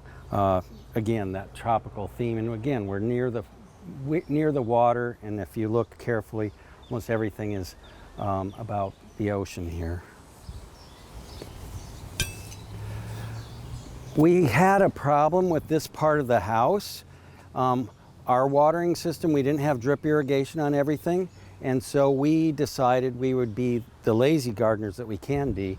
We actually did all succulents and cactus up here on this part of the garden. And these are all things that need very little water. We do have a couple of espaliated apple trees, or I mean, what they call columnar apple trees here too. And we actually have those on drip so that they actually don't get neglected for water. But this was a way to start a new collection, and I think it works really beautifully to have all these succulents as part of the garden out here.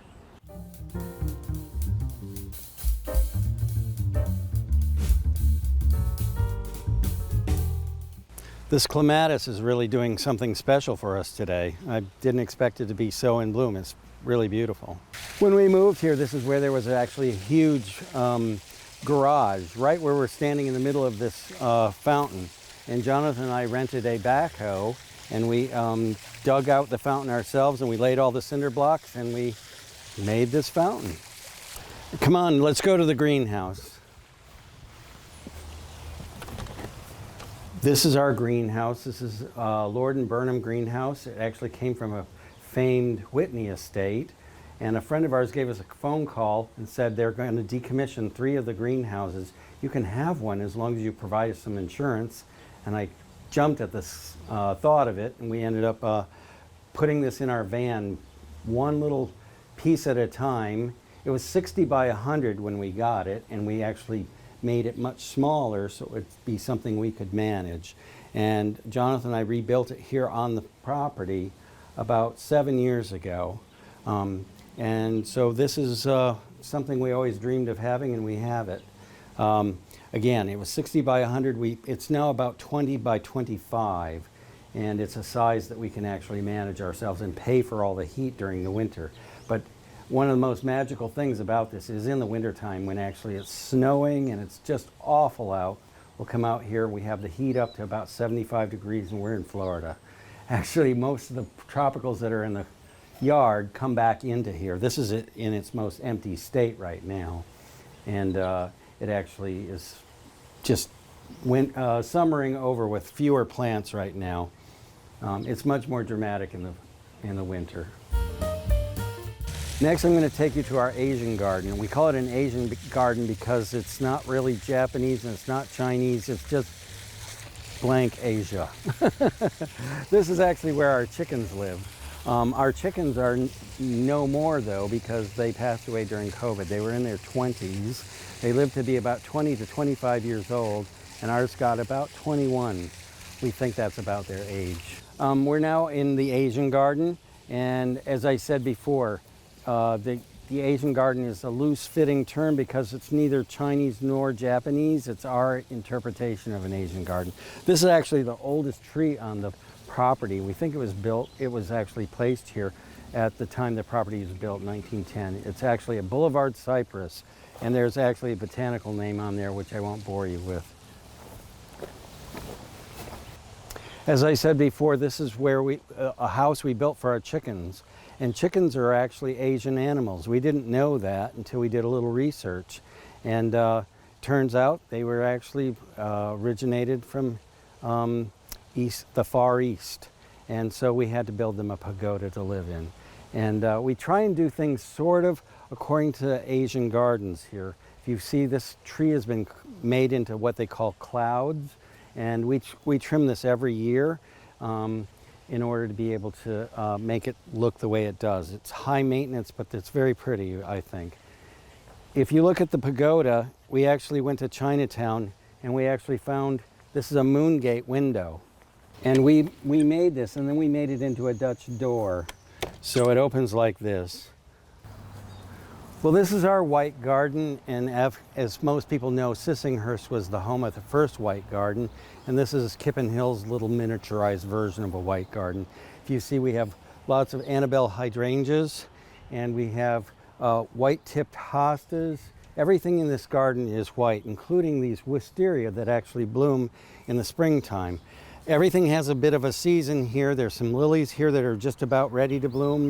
They didn't decide to give their show yet. And these are all white lilacs that are past bloom now.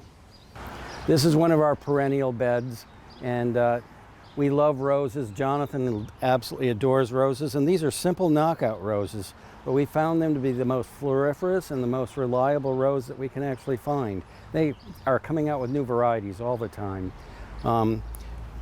This yellow yarrow is a good performer for us. We've just finished up with alliums. We had some really wonderful allium displays out here. You can still see some of the seed heads, which I think are really remarkable. I love these seed heads. I don't take them off until well after they're done blooming because they're so pretty. I love the structure of them. But when they're actually in full bloom, they're these giant globes of purple. So what do I like best about the house? Well, you know what? It's a really comfortable house to entertain in. I love to have people around, much more than my husband here. He could be a loner forever, but me, I have to have people. I just am a magnet. I have to have people. And so much to his chagrin, we have people over all the time. And I just love when we have people that are willing to spend the weekend with us, stay the night. We get to cook together. We get to laugh and joke, maybe build a fire. It just makes me feel like that's the whole purpose of our home. This is a place that I share with the world. I actually have, I'm the president of a garden club, and we have 30 ladies and some gentlemen who actually come regularly to this house, and they see it as almost a place that's theirs too, and that's how I like to have them think about it. So I love this house because we get to entertain in so many different ways. Like we have, And you get to decorate. yeah, we get to decorate a lot of rooms. We actually own the house next door to, which we made into our guest house. And that house, between this house and that house, we have 10 bedrooms. And between this house, I think it's like 34 rooms that we've gotten to decorate. And You counted chairs one time. How many chairs do we have in this I house? have 100. I feel like I'm confessing a sin.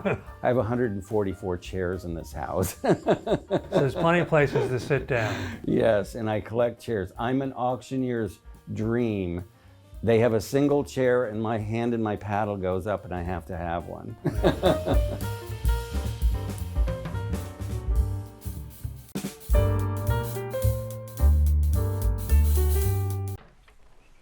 Hi, Homeworthy. Homeworthy. I'm Lizzie. Welcome to my home in Bellport, Long Island. I'd love to show you around.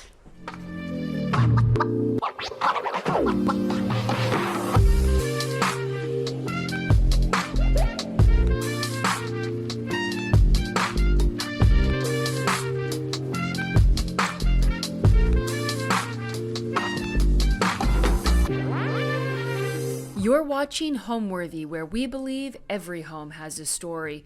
Be sure to visit our website, homeworthy.com, to discover amazing furniture, art, accessories, and more, all handpicked by our editors to help transform your house into a home. All of the items are inspired by the episodes you see here on Homeworthy. Enjoy! Hi there, welcome to my home. I am Lizzie Fortunato, a New York City-based accessories designer. I am currently in my Bellport, Long Island home, which I purchased with my husband in 2018, and we did a big, fun gut renovation on. We're about 55 miles from the apartment that we rent in Brooklyn, New York, and we come out here almost every weekend. So when we were looking for homes, we visited a lot. There wasn't a ton of inventory.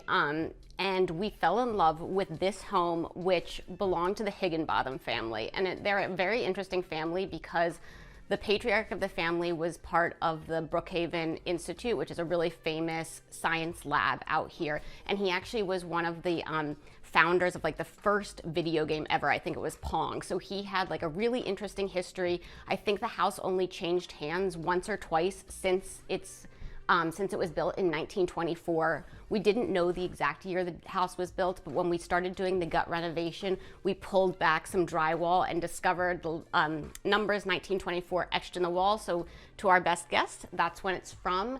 As I said, there weren't many owners of this house. It was really like loved by the families that occupied it. And we put so much TLC into the renovation. It had a pretty traditional layout previously with lots of small chopped up rooms. We really opened it up. We wanted it to feel like just a big open space where we could hang out with friends, cook, watch TV all at the same time, and be this like communal hangout area, which I think we achieved. So our Bellport house is, I would say, kind of like a beach cottage style. It is technically 1.5 stories. So the upstairs has pretty low ceilings. My husband is 6'4". He always jokes that he can't stand up straight up there. It's kind of got bungalow vibes with cedar shingles on the outside and has a really amazing wraparound porch. So people in town have always noted that this house should be called the porch house.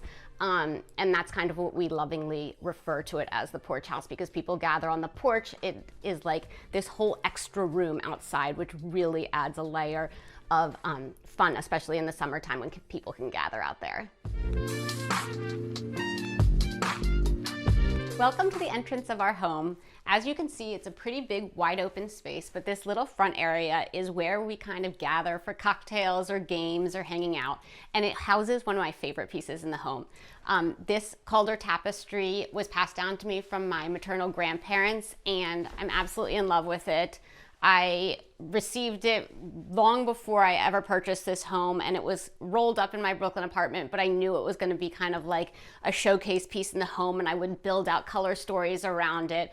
I feel such like affinity to it, and it's really dictated a lot of my design choices, including this upholstery. This is awesome Lisa Corti fabric on a pair of chairs that I found on Etsy after scouring high and low for a cool beachy armchair, and I feel like the blues really talk to each other. And as you can tell, I've kind of leaned into primary colors in this room. The little end table is a vintage store find, and I just went to Home Depot, got some blue paint, and painted the top of it. So mixing these red and blue hues in this space has like brought some real dynamism to a space that otherwise is like pretty white floors, cream sofa, but again, pops of red and blue kind of define the entryway. The bench that's under the tapestry was found at one of my favorite antique stores that's about 25 miles from the house on the North Fork of Long Island. It is a really cool antique store called Beal & Bell. I've found so many good things there, including this ship bench. And it's an antique bench. The legs actually fold up, so it can be transported pretty easily, but it's not going anywhere. I love it. Sometimes I'll switch out the little things on top.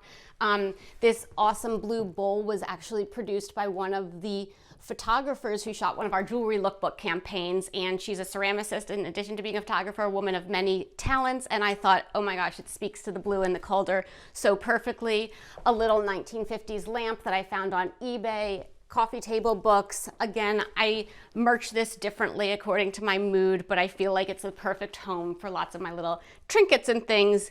And I'll put in like dried flowers or grasses. A lot of these are just like picked outside from the yard to give some height to this area.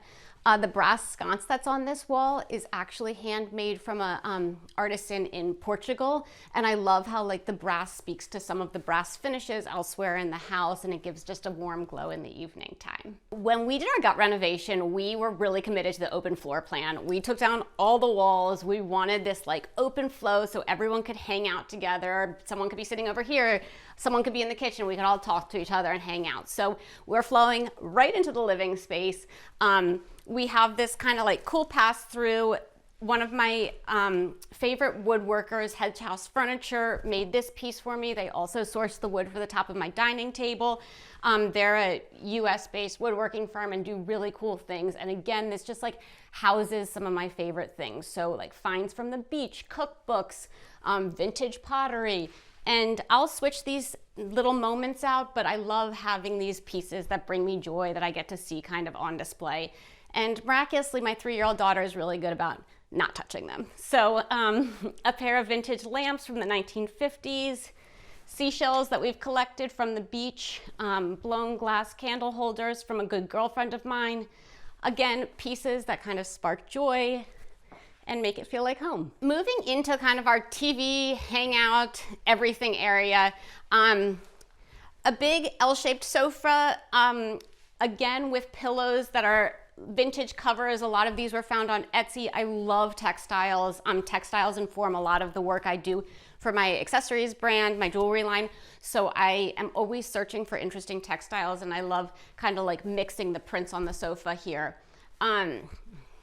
TV in the corner where we do a lot of movie watching. And then one of my all-time favorite pieces in the house is this crazy chair that was made by a female woodworker in LA. Her name is Sam Klemek, and she used a vintage kantha that I brought back from India to upholster the chair. So it's got these bulbous legs. I love that it's made by a female woodworker. I love that she's domestic, and I love that it is personalized to me where it has this upholstery that no one else is ever gonna have.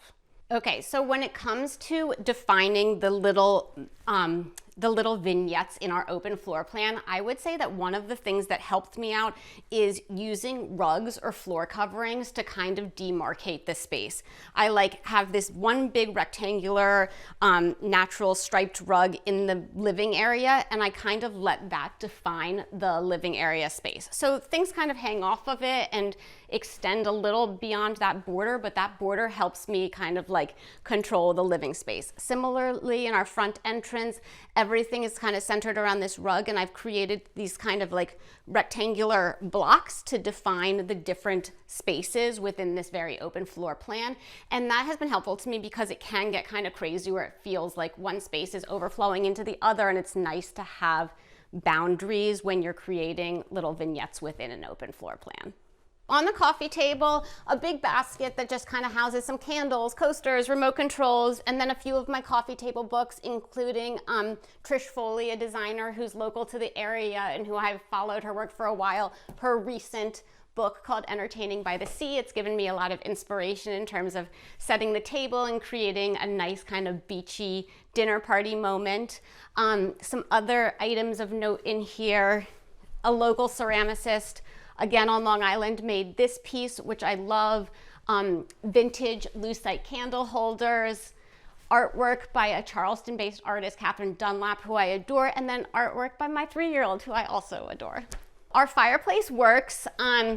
It makes the house a little bit smelly, however, we adore it, and there's nothing better than gathering around on a winter evening, cooking a great dinner and making a fire. It is Again, a house from 1924, so we've had to give the fireplace a little bit of TLC. We had to repatch parts of it, but we're so glad that it's in working condition because it makes it so cozy in the winter months. So when we visited this house and kind of were mulling over whether to purchase it or not, I had the best vibes, the best feeling about it. And it's funny because I always joke that when I feel like a good feeling in my stomach or like my bones, like I know I'm ready to move forward with something.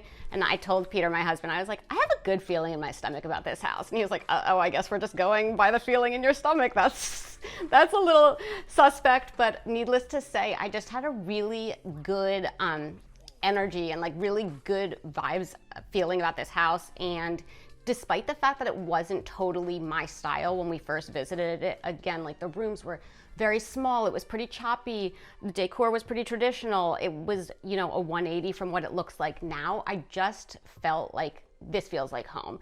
There's a big backyard with trees around it. It felt like intimate. There's a gravel driveway. It felt like a bit campy, and all of those sentiments were things that I was looking for as kind of like escape from Brooklyn and city life, where we both have pretty like chaotic jobs and lives, and this felt like the respite that we needed. So when it comes to the refinishing that we did on the inside of the house, I was really intent about using vintage, secondhand, if the pieces were new, finding things as much as possible from makers and artisans. I am a designer, and I feel really passionate about supporting other designers and makers and independent businesses. So I was like very intentional about trying not to buy from like big retailers. And you know, here and there I did that, but in general I was searching for vintage pieces, scouring Etsy and Craigslist and auction sites. I went to tons of yard sales out on Long Island, and I also am someone who loves the hunt, so I wasn't desperate to furnish everything in one fell swoop. I was really, again, intentional about like hunting and like really falling in love with a piece. I also would say that while I love like, you know, rustic beachy hues and tans and whites, I also am not scared of color, as you can probably tell. So I was really intent on having like pops of color and then building out kind of stories and moments around those pops of color. I didn't want everything to be like too white and precious.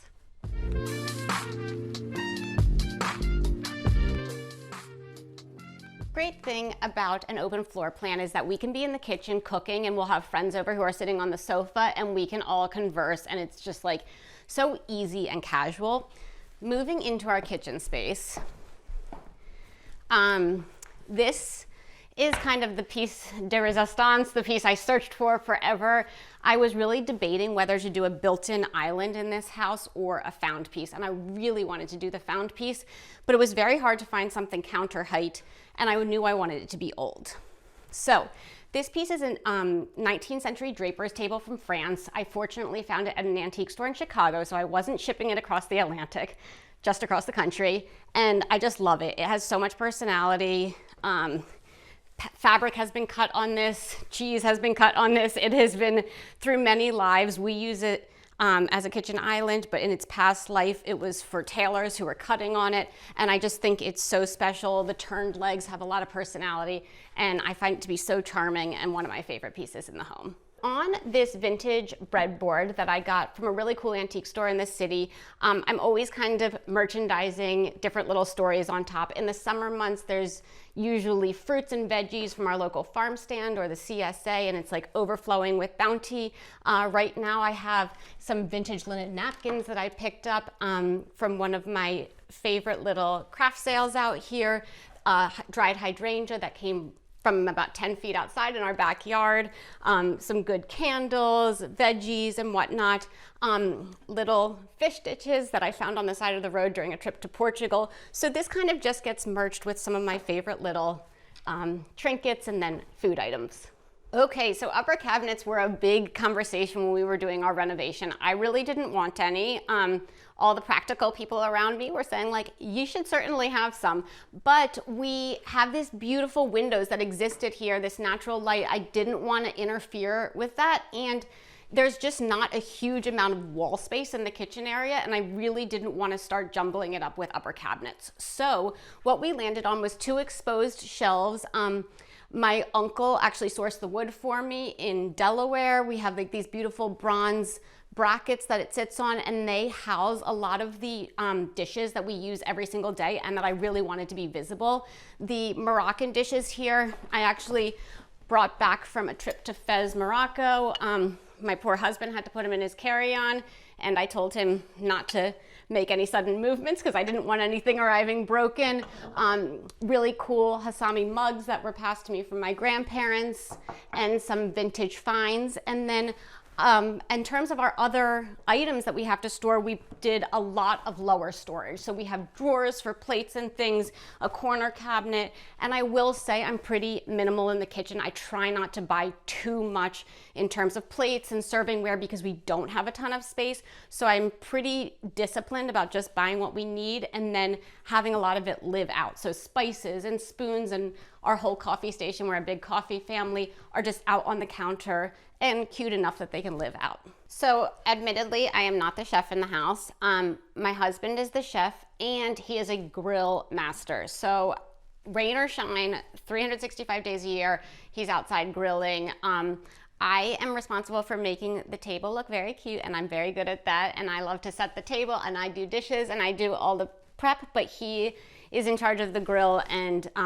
that's where we are usually making our food, right out back here at the grill. And I actually do a little bit of baking with my daughter, so we tend to make a mess over here. This stool is actually embarrassing and something I probably should have hid before I had you guys all over, but this is a stool that I painted when I was in 5th or 6th grade, and for some reason it has traveled with me to every apartment, every home, and it's landed here, and our daughter Ruby loves to sit on it when she sits up at the island. So it has made its way following me along after all of these years, despite not being that notable. What do I love most about our porch house? There is so much to love about this home. I would say the thing I love most about it is it's a really small house, but it lives big. So we've opened up the space, we've fit a bunch of tiny bedrooms upstairs. We can cram a lot of people in this house, and despite the fact that it's not that many square feet, we have amazing dinner parties here. We have lots of people over to the porch. We have friends sleep over. We have dogs running around. We have kids climbing over things. And I would say the fact that we can like have a lot of fun and like live big in a pretty small space is what I love most about it, especially as someone who's lived in New York City for the past 20 years where like spaces are small and it's sometimes hard to entertain at home. This is like the perfect tonic for that, where you get to like invite all your friends out and have a really good time and feel like you can just like cram a bunch of people in and have a lot of fun.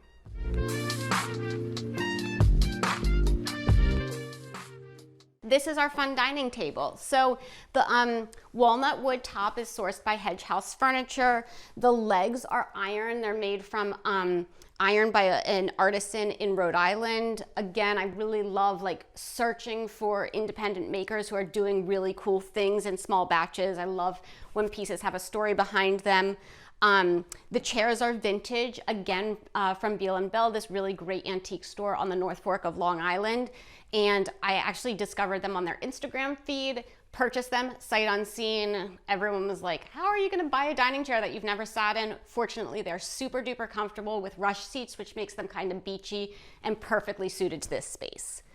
I'll often change out this centerpiece depending on the season and the mood. Love doing different assorted heights and colorful candles. And again, in the summertime, this is often overflowing with like fresh flowers from the farm stand and seashells, and it just kind of like accumulates a centerpiece that reflects the season. So the rug I actually designed and made. I do some like textile and craft work in India where we produce some of our jewelry. I have an artisan vendor there who has produced some different rugs for me. Occasionally I'll sell them on our website. And this is one of the ones I made, and I think it just suits the space perfectly. It has this blue stripe that speaks to some of the other blue tones in the home, and it's a flat weave rug, so it's really easy to vacuum. If it gets dirty, sometimes I'll flip it over and use the other side, which is also beautiful, and it's really durable. So it gets paw prints and kid prints and whatnot, and it works perfectly in the space. So this chandelier is one of my favorite pieces in the home. I knew I wanted this kind of French toll chandelier, which there's nothing too French about the house. It's kind of inconsistent with the rest of the decor, but I think that's part of my vibe, is just pulling together these eclectic inspirations and letting them live together and not forcing a single trend or a single design direction that prohibits me from going in a bunch of different directions. And this is a really good example of that. The French toll is a little bit more country and elaborate than I usually am in my design, but I was just so drawn to this aesthetic, and I found this one on Etsy. This seller, again, it was during COVID, and the seller was so kind and messaged me and said, I'm so excited for you to have this piece, but the post offices in this local French town that she was shipping from were shut down. So it took me forever to receive this piece. As a matter of fact, the rest of the house was done and the electrician had to come back about 3 months subsequent to finishing all the rest of the electricity in the house and install this when we finally did receive it. But it was so worth the wait. I love how charming it is, and it casts a really nice glow over our dinner parties, and it just has a lot of character and personality. Okay, so moving over to this cool white cabinet. This was actually part of the house. When we moved in, this was kind of like this landing at the bottom of the stairs. The whole layout of the home was very different prior to our gut renovation, but this was indeed here. And I was like, that's a beautiful cabinet. Let's not rip that out. Let's leave it, give it a coat of fresh paint. I sourced these awesome brass handles from Liz's Antique Hardware in LA. And this is our kind of makeshift bar. So we love making a cocktail on a Friday night. And this is where my cool Italian glasses live. A picture from Oaxaca, Mexico, some cool cocktail books and little family mementos. And then down here, kind of stuffed to the gills, are a lot more cocktail glasses and little accoutrement that I'll use for setting the table, and then a liquor cabinet. So this is where we pour a cocktail on a Friday evening, turn some music on, dim the lights, and it's really fun. One other favorite piece is this little sconce with a handmade pleated lampshade, which I love. So in the summer months, we are always outside. We have like a nice big outdoor table, and these French doors are oftentimes just open. And then we're in and out through the mudroom all the time. This is where like the beach stuff lives. So follow me this way. Great light coming in through here. And then these Home Depot cabinets that I just painted a really fun color are so durable and store a lot of like our beach things and our laundry things. And even though it's just a mudroom, we end up spending a lot of time in here packing beach bags, dumping sand out of towels, and all of that good stuff. So we have this counter space with a washer and dryer hidden behind 2 vintage textiles that I stitched up and actually used a Pottery Barn curtain rod to hang them from, because I couldn't figure out the best way to hide the washer dryer. I didn't want big doors on here because this space is pretty narrow. I didn't want to be opening them up into your legs. So this works perfectly. Our daughter loves to hide behind here. It's a really nice form of hide and go seek.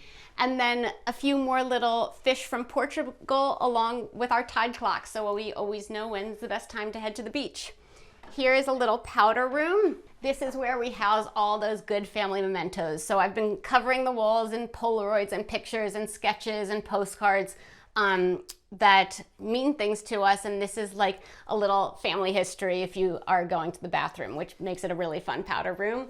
Over here, a bench that my mom gave to me. She found it at a really cool shop in Pennsylvania. And then a peg rail that houses the beach bags, the sun hats.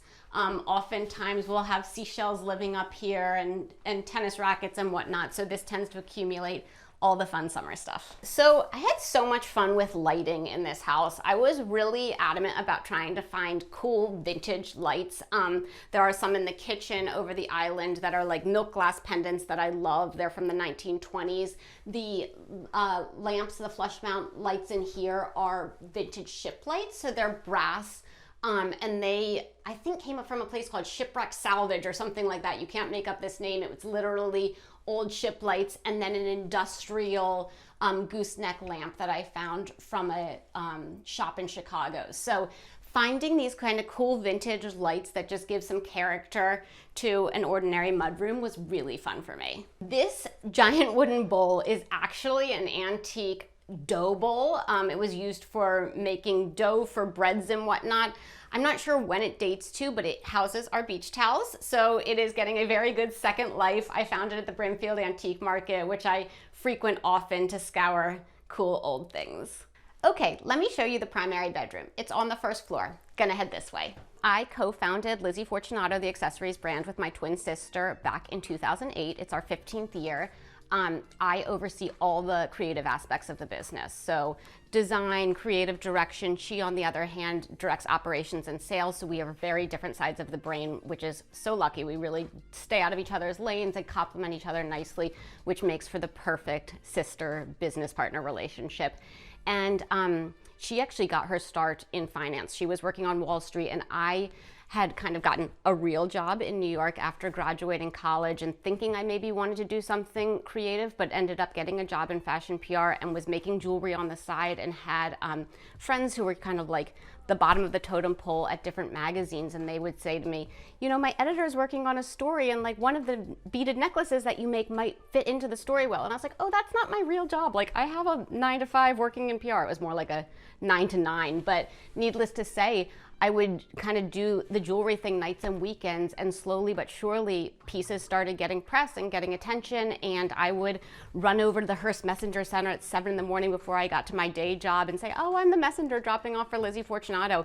And suddenly pieces were gaining the attention of editors in New York City, and I didn't have a business because I had a full-time job, and my sister was the one who encouraged me, like, quit your PR job. You don't like that anyhow. Go pursue the jewelry thing full time. I'll help you out. She was like the original round of funding, and it wasn't very much for our business. But since then, we've been organic growth, self-funded. It's been slow and steady. And then she quit her finance job about 5 years later to join me full time.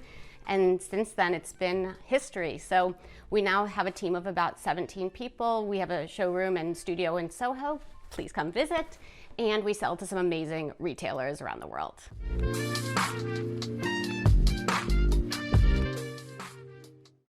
So, welcome to the primary bedroom, which is on the first floor off of the living space. To start, these antique doors were a bit of a conundrum. We had this cutout space, and our contractor was getting ready to build doors, and I was like, I really want to find vintage doors with cool old glass panes. And he was like, well, we have specific measurements. I got on the internet and scoured salvage sites and ended up finding the perfect sized doors. They were located in Maryland. I happened to be going to Washington, D.C. for Thanksgiving, took a detour to Maryland, picked up these doors, which fit down to the inch in our station wagon, and schlepped them back up to Long Island. So these were a labor of love to find. I sewed the panels so we would have some privacy out of a vintage fabric that I found on Etsy, and it's kind of the perfect situation to give us some privacy and then just have a little bit of character for the entrance to the primary bedroom. It's a really lovely, tranquil space. I would say this is one of the spaces where I used a little bit more restraint, which isn't saying much because I love color and I love pattern, but I wanted to have a space that was just pretty calm and relaxing. The paint has this kind of pinkish hue to it, so when the sun is setting, we'll get a beautiful cast of light in here, and it's Benjamin Moore kitten whiskers gives off this kind of calm pink vibe. The pillow covers are a place where I allowed myself to go a little more bright and fun, and they're Lisa Corti, who is one of my favorite fabric designers. She's based in Milan but does a lot of production in India as well, so I love this kind of block print vibe going on here. The artwork is by a friend of mine, Sally King, and I love the twin faces. She actually based it off me and my sister, which I absolutely love. She's known for her face portraits. The reading lights on the side of the bed, these actually came from an apartment in Brooklyn that I was living in. I had these cool black gooseneck lamps, but didn't think that the black worked in this space, so took a trip over to the hardware store, picked up some twine, and just wrapped them using twine and a lot of patience, and covered them in this kind of twine raffia look, and it lends itself perfectly to the beach vibe that we have going on here. So our bedside tables are from another antique store that I follow on Instagram. They again are just a really simple vintage table. This light wood works perfectly in the space since I wanted that kind of like calm color palette. They'll get piled up with books and whatnot, but they are just kind of the perfect subtle space to house whatever we need. We created these closets just using beadboard, and again, we try and be pretty minimal out here, not keep too much stuff out here. It's a lot of beach clothes, cozy sweaters for the winter time.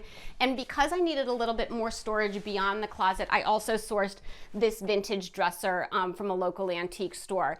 It has a lot of charm to it. It's got these kind of like bulbous feet and knobs.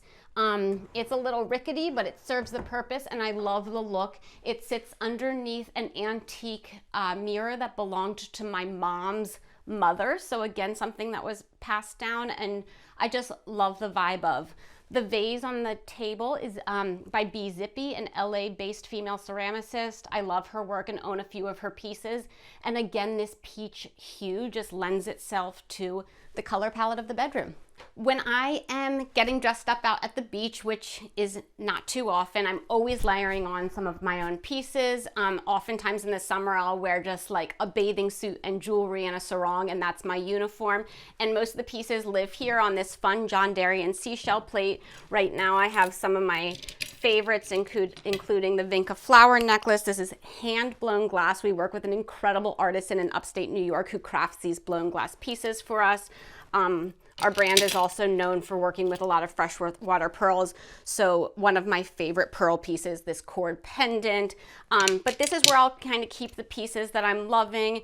I tend to just bring a few select favorites out here and wear them and style them in different ways because again, it's kind of like this beachy vibe, and I don't want to be burdened with too much stuff. So I'll pick some favorites, they'll live out here, and then I'll go back to the city and re-up. Okay, so in terms of my go-to pieces, I actually have one of them here. I'm not wearing it, but this is the necklace I pretty much wear every day. It's part of our 14 karat line. So the toggle is solid 14 karat gold. It's aquamarine stones dotted with little emeralds. It has like that perfect amount of sparkle, but it's also dainty enough that I'll layer it with other strands. And this is the piece that I pretty much never take off. Because it's solid gold, it does well in the beach environment. It doesn't tarnish or anything, and it really just layers itself into a neck mess really beautifully. So this is probably my go-to. I'm also a big earring gal. Our organic hoops are one of our best-selling products, and I wear those a lot. And then this mixed metal hoop that I'm wearing right now is fun because you can do it with gold or silver, and it's pretty easy. Okay, so this is the primary bathroom. This was a really fun space to decorate. This cabinet was actually also here, just like the bar cabinet was here. This was in kind of the original entryway of the home, and the contractor just kind of cut it out and moved it into the bathroom. This made it so that we didn't have to buy a vanity, which was awesome. I sourced the countertop and some cool handles, and this acts as our vanity. On top, concrete sinks that I found from a maker in the Midwest, and then these vintage brass faucets sourced from Morocco. We have medicine cabinets for storage, and then one of my favorite little accents are the blue and white tiles, which I also hand carried back from Morocco. I only have whatever it is, 30 of them or so, and I gave my contractor full artistic license. I said, I want a little backsplash behind our sinks. You do the pattern as you want to. And he sent me a cell phone picture. It was during COVID, so I was kind of quarantined from him, and I was like, I love how you laid them out. Go for it, and here they are. Over here, a little comb print from one of my favorite artists, Hugo Guinness, a vintage rug on the floor, and then a Zalige tile in the shower. So this is, again, a really like cozy space, but with some great personality. Again, the brass tub filler is vintage, and then I have this cool woven light over top. So I'm a big bath gal. I love taking baths in here in the winter, and it's, again, just a really warm, fun space. I love talking about what gives a home a soul because I think, and I talk to so many of my friends about this too, who are interested in interiors and have done some like really cool home renovation projects, but I think it's all about integrating your personal style and not getting too caught up in the trends. I know that there's just like sensory overload when it comes to Pinterest and Instagram and like finding inspiration. I think that's all wonderful, but I also think it's easy to get caught up in these trends. Like I'll see someone doing something beautiful that's super minimal and I'll be like, oh my gosh, I want to go that direction. But then I kind of have to remind myself like, I'm not that minimal, so I can't like throw everything out and like paint the wall taupe and be happy with it, even though I might get inspired by someone else who is doing that. So I think it's really easy to like kind of fall down that rabbit hole of other inspirations, and like having the kind of discipline to like follow your heart and do what speaks to you, I think is really important in terms of giving a house a soul, and then creating a space that's just warm and welcoming. I love collecting special pieces, but I never do anything that's like too precious. Like I don't want a space where people can't have a glass of red wine or like can't hold a cup of coffee on the sofa. Everything should be just lived in and feel like it's been around for a while and it will continue to be around for a while, and that means being able to live with it and live in it and spill and be okay with it.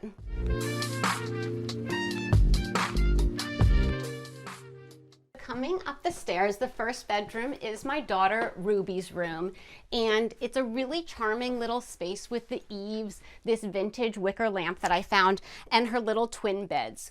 So these beds were, I think from a Florida vendor on Etsy or eBay, I can't remember. I was pregnant when I purchased these, and they were like a dark wood, kind of serious. We stripped the paint and whitewashed them with like a really nice non-toxic paint.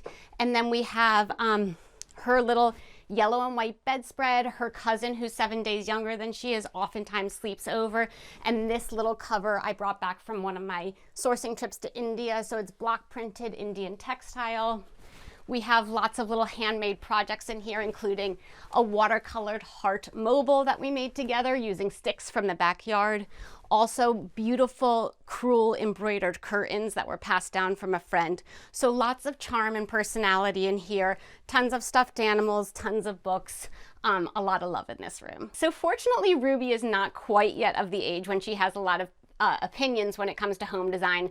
She does, on the other hand, have a lot of opinions when it comes to getting dressed. We're in a big dress phase, so even when it's winter time like it is right now, she wants to wear a summer dress, which we've been layering with leggings and tights, but she has not to date had any pushback on the bedding or the pillows. This little pillow I actually sewed from a Lisa Corti fabric sample. When I was getting fabric samples for the chairs that are downstairs, I ordered a bunch of different colorways, including these two.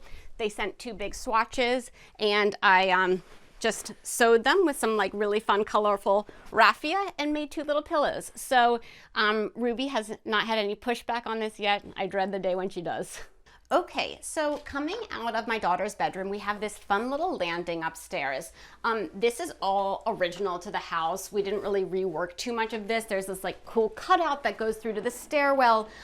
This little moment, this is actually a chair that I found at a yard sale just a few blocks away, and I rehabbed it with some new fabric, and I have a great upholsterer who gave it some life, so I'll often sit here and read stories with Ruby just outside of her room. We have this little chest that I actually painted when I was a kid, so it's probably 30 years old, filled with story time books. A cool little indigo rug on the floor here, and then this awesome photograph that my brother took, I think with a drone. So he's an amazing adventurer and photographer, and that's one of his pieces here. So I would say my personal sense of style, I'm drawn to things that have stories behind them. Like if I find a ceramic piece where I get to meet the ceramicist who made it, and he tells me how long it took and how he came up with the glaze color, I feel so connected to those pieces, and then will like find other pieces in my home to complement that one piece. And I often joke that like I'll get the inspiration for a room by finding like one tiny little dish and then building out the sofa and the side tables and the lamps around that. I really find that sometimes I'll discover a little piece that kind of sparks joy, and if I have some emotional connection to that piece, be it has a story behind it or I got to meet the designer who made it, then I can kind of go from there. I'm not someone who necessarily has like a huge vision for how lots of things fit together, but I like layering and building a story as I go, and I really, again, try and seek pieces that resonate with me, where I feel like an emotional, personal connection. I also want to find pieces that I'm going to live with for a long time. I'm definitely not someone who like replaces pieces often or is intending on throwing something out in a few years, I really try and find stuff that I'm going to live with. So I would say like history is important as well. I've inherited a lot of cool pieces from my maternal grandparents who had this most incredible mid-century house in rural Pennsylvania. And with their pieces, they're so special to me because of the history and the family connection, but also because they had stories about when they purchased them. So having this kind of like story thread through the pieces that I own is definitely meaningful to me. So as I mentioned, this house is fondly called the porch house. And in the summer months, we are always on the porch. It's a great place to hang. It's a lot of extra real estate for a house with a pretty small footprint.